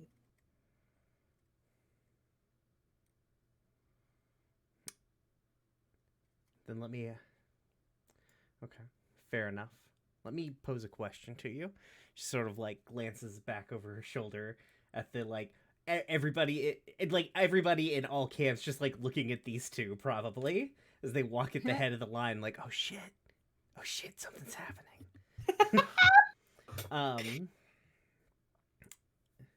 And she's like, where do you see them going? She like gestures back at her people when this is all done. Do they keep being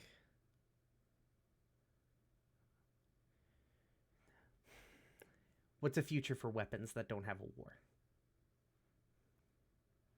Do they go back to, you know, our legion, like the land that we took from all these other people who are here? Do they get welcomed into open arms? Welcomed with open arms back into the places that they not long ago were being torn down? Where do you see them going?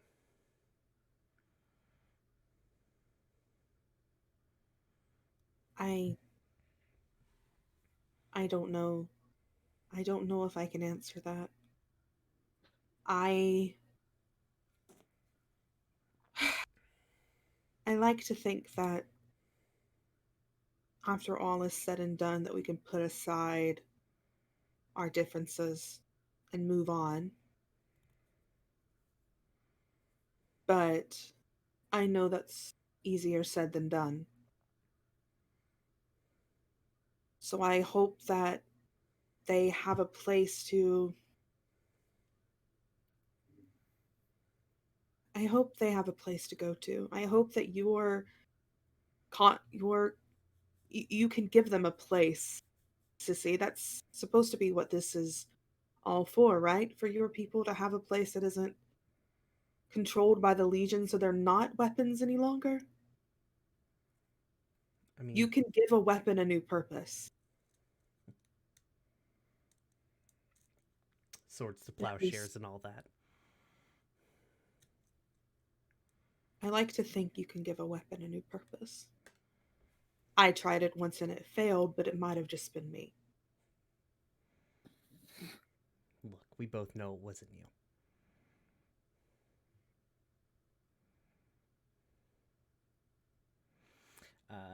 I think Sissy like falls back into the out of the line and back in with the Legion people.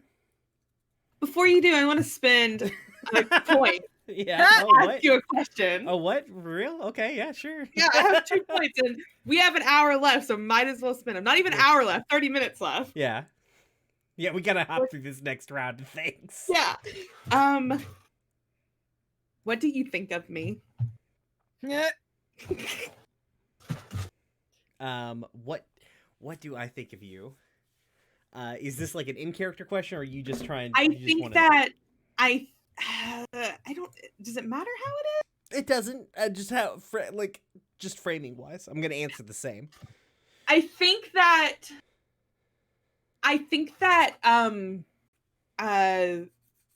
Flamera looks at Sissy before she backs up, and she says, "Why are you even around me any longer after what happened?"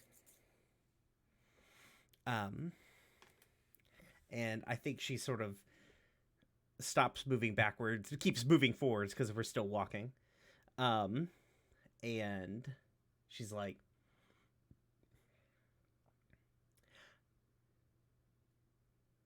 I wanted to go with you, Sissy. Or no, wait, I'm Sissy. I wanted to go with you, Flamera. At that moment, it was something I'd wanted more than I'd wanted anything I'd ever wanted before. When I looked at you, and I looked at the way out, I saw all of the faces I'm leaving behind. because I could go with you. And maybe I could get a handful of them out. But what about the hundreds others? The thousands of others who are just going to be grease on the wheels of a machine that does not care about them?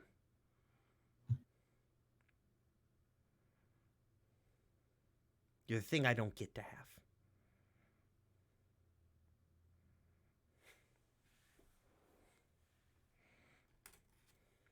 Well, now that you finally see some sort of end in sight, Sissy, I hope that you use it wisely.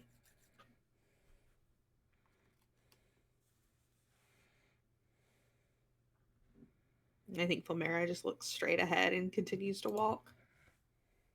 Sick. All right. That feels like Love scene. that.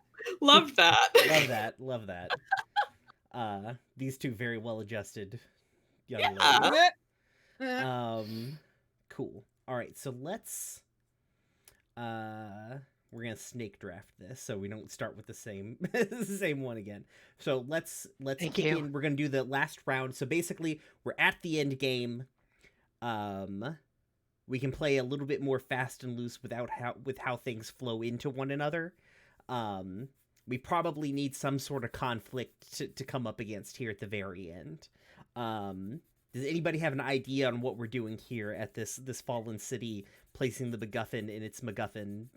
I sort of like the idea if like the city itself is working against us, like it's this living city, Right. and it doesn't want outsiders here. So like the buildings are moving, the earth itself is breaking up the asphalt to attack us, like that sort of thing. So we're having to work around this city that's alive. Okay, I like that. Who wants to set up this first little bit here?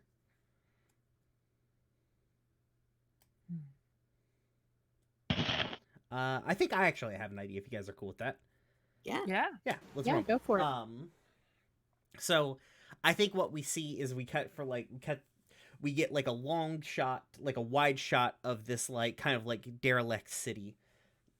Very like future ruins sort of vibe, right? Mm-hmm. And then just like out of this like very peaceful, like kind of like serene sort of thing, just a big explosion, cloud of smoke is pouring up out of the center of it. And then like we zoom into like just like the Legion people doing the thing that they do. We're taking, like, if we have to take this literal city block by block, we're going to. And so just like moving up into like groups, like the big troop carriers moving forward, like Sissy like yelling commands, like I think she's like falling back to Silva, like comes up next to Silva as like they like I think she like has to like push Silva around a corner of a building as like a fucking like lamppost comes like just careening down the fucking street. If that sounds okay with you, Silva. Yeah. Okay. So like we slam into this aisleway, and I'm like trying to like get dirt out of my eye, and I'm like, I don't suppose you could, get a big. Why are the fucking big lizards not here anymore? Do you have backup? We need backup. Big lizards don't belong in this city, and it's on fire now.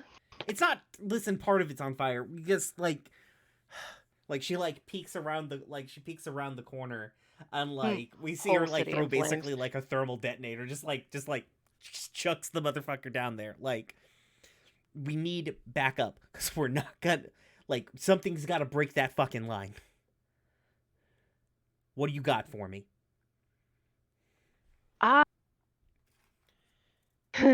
I have so many things I can do. I would like to spend a point because I think I have one. Okay, I'm pretty sure I have pretty one. sure you have at least one. Yeah, I've only used one, and I know I got two. So Yeah. So yeah, I would say you have two. You have at least one left after you use this one. the thing I have as a move is like produce a scavenged artifact out of thin air, but like Now I think if you read that again, it says produce a scavenged animal out of the thin air. yeah, that's what I see. So I think like what's happened is that there is, like, as this destruction is happening, we find that there are things living here. Right. They're not people. They're like big bears. Are they like big bears? Sure, they're big bears. I haven't gotten a single bear yet. Big old city Uh, bears. I was going to pitch you, but I do like giant bears. Well, you can pitch me something too. They could be I was going friends. to say, like, well, we're in a city, so how about like a cross between a bear and an alligator coming up from the That is old? wild. That's sick. I love love that. So this variegator, Alibear, I think Barrigator's better. Variegator's good. yeah. So I think that Silva doesn't immediately have success with this one. I don't think she's encountered anything like this. And like Sissy is just watching Silva try to communicate with this thing. Is she but having like a after- tough time talking to the Barrigator? Yeah, I think like she does the thing she usually does where she gets on her knees and tries to like be a smaller presence and show that like I'm a friend. And this thing is still kind of like rashing around like crazy because like, oh, my city is being destroyed Mhm. and you're here. And so like Silva's trying to get it under control. And I think manages that because I spent a point on it. So but you let see me do this. I was going to like be like Sissy helps you in some way. I went ahead and drew Yeah. a card for it to see how it went. Yeah. These are spades. What's a 6 of spades? Forgotten Echoes. Yeah, so I think like it's thrashing about, and like maybe Sissy like stops it from hitting you or something like that. Like just takes a blow Mhm. because she's wearing our body armor or something. Yeah, like Um, Silva is still flinched on the ground, like hands up, and then realizes like, oh, I haven't been hit. Yeah. And like Sissy's there's like, come on, get it together. What happened to the princess who trapped me in vines? Come on.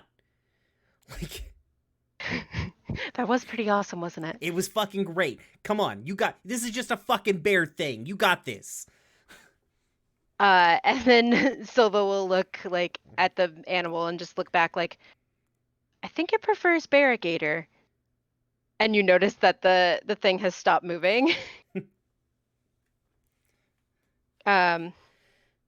And like instead of paying attention to Silva is like sitting and looking at you. Oh. Sissy does not know how to react to this.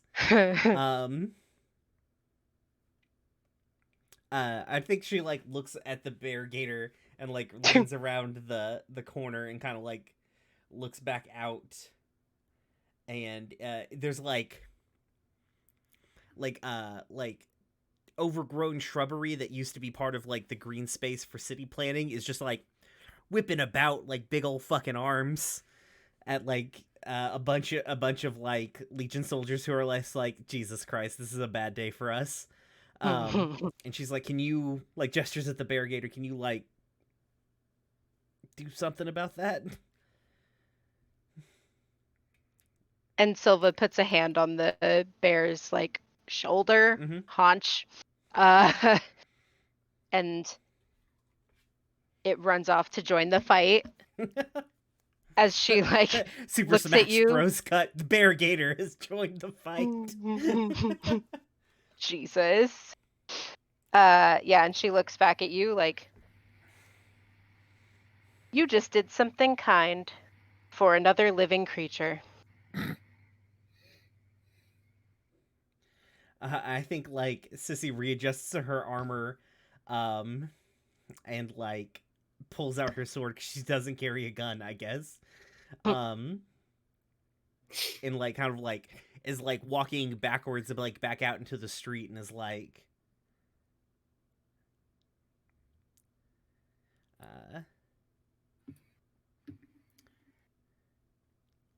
Sorry, is like what? Oh, sorry, I stopped talking because I was trying to think of my Okay. one-liner. Yeah, I couldn't tell if like, I had she's lost. like backing out into the street, and she's like, "Yeah, don't get your hopes up." And it gets Silva back yelling into after you, like, "Don't hurt my barrigator!" and like she's off, like she's like back into the fight. And I don't know. I picture like Silva having basically like Perfuma powers, but with animals. So Silva's gonna run after you and join back in with her animal friends. Like, all right, we got this. Silva, the Congress of Squirrels. Like, love I'm that cartoon. confused. Uh, Oh my god. Sweet, sounds good. Who's up next? Who wants to do a thing next? I'm calling on you, Jade. Okay, Okay. sure. What this looks like is Veori's has somebody with her. This could be Prita or Flamera or anyone who wants to join in. But what this is her eyes are completely like solid lavender right now. She's in full on mode. Like psychometry, I'm sensing the way because the streets keep changing Mm-hmm. to try and get us lost. She is literally like keeping one hand on something, and I think like very Inception, like a piece of the masonry is almost like moving with her, like it's become glued to her hand, and she's leading people where we need to go because she isn't looking at the roads that are there. She's look at the roads that people can see. She's following the path that is actually there and making sure we get to where we need to go. So they are basically blind to any dangers that are actually there. They can hear everything, but yeah, they're walk a little bit, but they're trying to lead the group where they need to be. So, but yeah, let me pull a card to see how this is going. Yeah. Who's running? Who's running protection for our intrepid guide here? I think Flamera is. Flamera is going like holding her arm out for V Mm-hmm. and like letting V walk alongside her. She like and Flamera is like waving people behind her like this way. And whenever something pops up like to try to attack them or something, she's attacking with her flames, which is something that Flamera hasn't done in a long time. She hasn't actually like gotten to the physical part of leading the rebellion in a while. So how does it go, V? Mm-hmm. Mm-hmm. Okay, I draw 2 cards to pull from to see what happened, and I could either play humanity's fallibility or a tremendous sound. And I do like the thought of something exploding right now. I won't lie, because I am a gremlin like that. Is it like explosion and like just an explosion, or is it like a whole building coming down? I don't think it's that. I think it's a sinkhole ripping Oh, open underneath okay. us. And there's like this, like a fissure, like appears in like this road. I think we thought we were going up or we were to a high cliff, but I think what it is like the ground splits with this like, and this massive like rocks fall, but not everybody dies. Yay.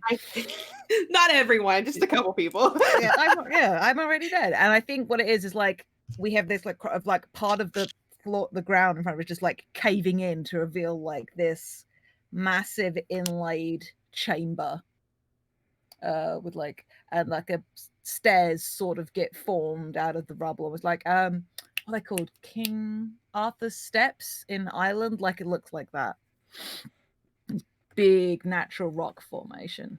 Well, If it's not a natural one. cool with you, Jade, I think I'm going to use my creativity point to get out of a dicey situation. One of my moves, and I think Flamera, seeing this, like just catches it and shoves V forward out of the way. So Flamera is one of the ones that fall into the pit, and you just hear Flamera yell up from down below. Keep leading them. They need you to lead them. Keep going. Get them to the end, V. Oh no, you didn't. Like, Flamera's fine. She's probably scraped up and stuff, but she probably just realized there's not an easy way out of this thing. But V can get them where they need to go. Okay, I was like, did you just kill Flamera? No, Like, just no, casually like that? no, not yet. Anyway. Nah.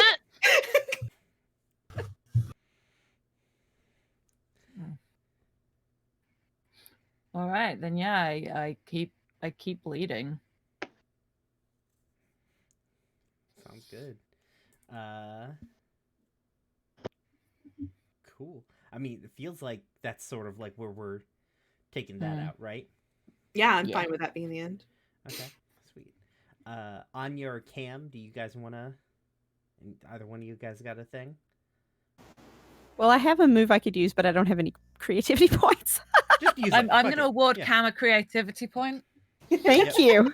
There we go. Nailed it. I'm going to use my point to spend my point to use one of my moves, which is change the landscape around me, Oh, nice. and use that to rescue Flamera and, like, basically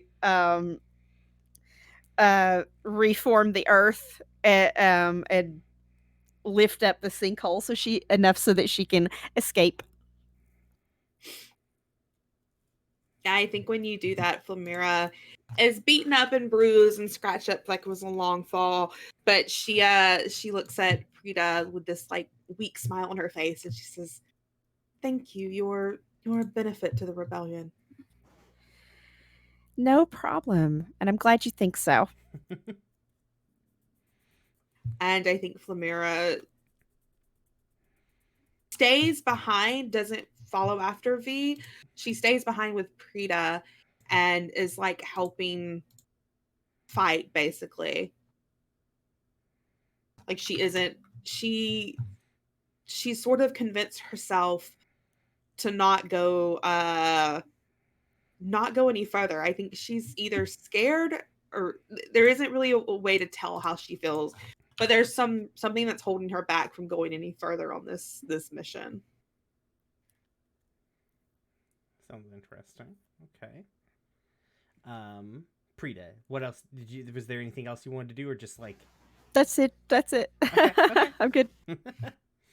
Anya, what do you want to do? Yeah, so I think oh boy, the dog's about to start barking. I think Silva is in the thick of things fighting alongside with her animal army, but I want something to happen, so I kind of want to draw a card to see what happens. Okay. Well, let's see what happens. Let me just boop and draw. It's a 6 of hearts. Fixing it. Hey, that's what we actually need. What is... Sorry, I'm using 2 different computers right now. A 6 of hearts, fixing it. Oh, you're right. So I think this is the last scene, right? Katie. We still have Katie. Okay. So I think this is Silva trying to like gather everyone up, like getting Sissy and Veori together on the front lines, and because Flamera and Prita stayed back, and like yeah, so she gathers them like, I think if we all come together, that's always the moral of these things, right? We got to come together.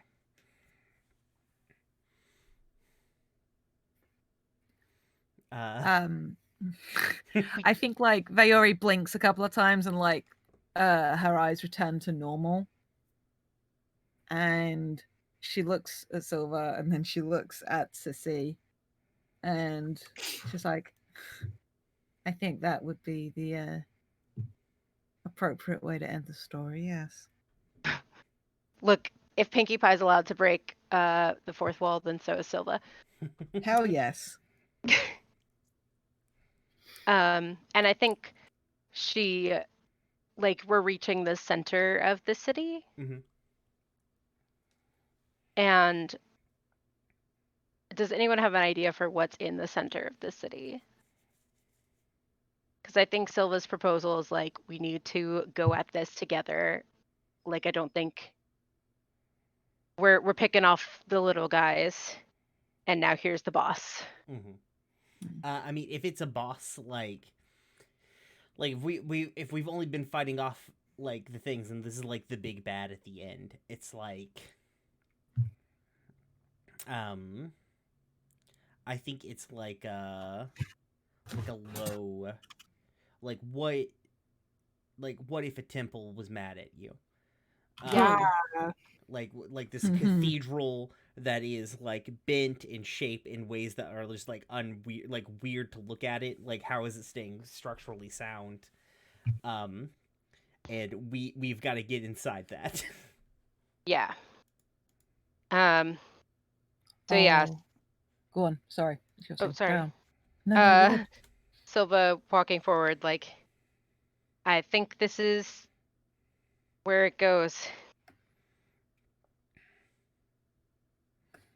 I think like Sissy looks at like the both of you and like glances back at like her like haggard troops. Like Sissy's just like covered in dust and soot. And just like she's probably got like a little cut on her head from where she's gotten hit by like exploding concrete or something like that. And she just kind of like wipes like under her cheek, like under the eye patch, and is like, I can open the door. I can calm it down. Not after I open the door. Uh, So I calm it first and then you open it? Sounds like a plan. How do you see it And- going? I'll let you find out for yourself. And it's technically one of my moves, Mhm. but I'm going to siphon the life out of something or someone for a brief moment. Okay. Jesus. That's not calming. No, but what it is she puts her hand out on the wall, and whatever life force is in this shifting temple that is mad at us quiets, as whatever genus Loki is in it is like fucking smothered for a moment. And I think what you see, because we're running out of time and I'm an angst gremlin, is a wound Mhm. that nobody saw, that Sissy knows incredibly well, just starts bleeding profusely on Vaori's side. Yeah, I think like the music, As they do this. like the like the tone like becomes colder, like on the film, like the music Mhm. gets real low, as this is happening, and like we see like Sissy look at it and sort of like nod, and she like turns to like her like gremlins, are like protect her, like points at like Silva, and just like picks up like a fucking rocket launcher, I guess. Like, Jesus. The Wolfgang bucket of approach. I like it. yeah, and it's like it like looks at Silva and is like, you're gonna have to move, and just like just blows the front off that building. Jesus. We've got you covered. Silva, And I think the building surrounded by building teenagers. stays a building right now because Mhm. of what like V is doing. I've got her covered. Go. Me in there? I don't see anyone else. Get on it, princess. Like go. Like the like Sissy's little gremlins like come up beside you. They're like, we're at your service. Silva, and who looked. Oh, sorry. I was gonna say, V looks, he goes, you know what to do. Or you will know. Oh boy. If Silva was uncomfortable in a city, she's definitely going through it in this weird Indiana Jones temple. So yeah, Silva and the Teenagers, which is my new band, go into the temple with this artifact. Sounds good. And yeah, I guess, is that where it ends? Well, Katie's go. Let's see what Katie wants to go with this. Okay. I want to draw a card because Okay. I have not drawn a card this whole time. It's fun. It's rewarding. Did I not draw one? Oh, okay. And I want this to inspire how I. So 2 of clubs. A sudden flashback. Yes. Fucking yes. Jesus. Do it. Is Do it it. a is it a sudden flashback, or is this the thing doing what it's supposed to do? Oh, Brian, that's a really good idea. Yeah. I think I know what Boy. you're talking about. And I hope I get it right. Okay. I think that if it's cool, everyone, we end on Silva reconnecting this relic to this temple, and everything goes quiet. Everything stops. And the world around us just stops moving for a long time. And you could hear a pin drop. It's so silent. And all of a sudden there's this large flash that we all see, almost blinding. And I think time rewinds. And it goes back all the way back to when we were in the Legion's hidden place behind the waterfall. And we just end on Flamira turning around right as Sissy is going to stab her in the back, and Flamira grabbing Sissy's hand holding the sword. And I think it just ends in silence. Cut the black. Wrap it, baby. Nope. Awesome. 3 minutes. We nailed it, guys. Slick. Jesus. So, real quick, Cam, remind everybody where you're from, Jesus. what you do, what's your deal. I'm Cam Collins. I'm one of the writers of the podcast Old Gods of Appalachia. You can visit our website at www.oldgodsofappalachia.com or find us on Instagram or Facebook at Old Gods of Appalachia, Twitter at Old Gods Pod, and our Patreon is patreon.com/Old Gods of Appalachia. And like, just for real, if you guys aren't already listening to Old Gods of Appalachia, like, it's a great show. I'm not a person who recreationally explores horror things, though I find Old Gods of Appalachia incredibly fascinating, very engaging. The stories they write are amazing, like particularly this last arc that I believe was written a lot by Cam, right? The last arc, I mean, we collaborate on like everything, but Yeah. the last arc, there are two episodes that are specifically like joint written by Steve and myself. But we're getting ready to go in, and our current Patreon exclusive it's just for our live storytelling events that we're doing right now. That's written by me. It's called the Door Under the Floor. And then the next story arc, which begins after the holidays, is written. It will be written by me. Nice. So I'm very excited that this last arc's been super engaging. I'm liking how the world is sort of shaping up, and you guys should check it out. It's a great show. thank you. And Katie, tell everybody what your deal is. Yeah, you can find me on my personal Twitter at KatieFace, or you can find me playing games on Off the Table. I also take care of Off the Table's media, off_the_table on Twitter and Twitch. We're also starting for the new year. We have an actual Play Fear Itself podcast coming out called Missing Annie Lee. It's 2 arcs told by 2 different GMs and different players across the board, and we're really excited for it. And we're almost to our stretch goal of getting t-shirts and movie posters done for the show. If you want to take a look into that, support us. We're on kofi.com/off_the-table. We would love to have you support us. And if not, just listen when we drop the podcast in February. We're very excited about it. It's already done. We already know what happens and we're ready to spook everybody. Yeah, anything that I do on my Twitter, just find me at KatieFace, and I would love to talk to you about nerdy stuff. Yeah, you guys should definitely check out like Katie. Off the Table does great work. Over this year, they've produced one of my favorite shows that I love to listen to, like Cape Lorelei / Encino Beach. With the classiest werewolf in the world. It's great. I love shows about like just very messy people, and I love like and that will be coming back in the new year with some new cast members, so I'm very excited about that. Oh, sweet. I'm also very excited about this. Yeah. But yeah, like check out the work that Katie does. Katie does great work in all the things that she does. She plays amazing characters, so you should definitely check out her stuff. Thank you.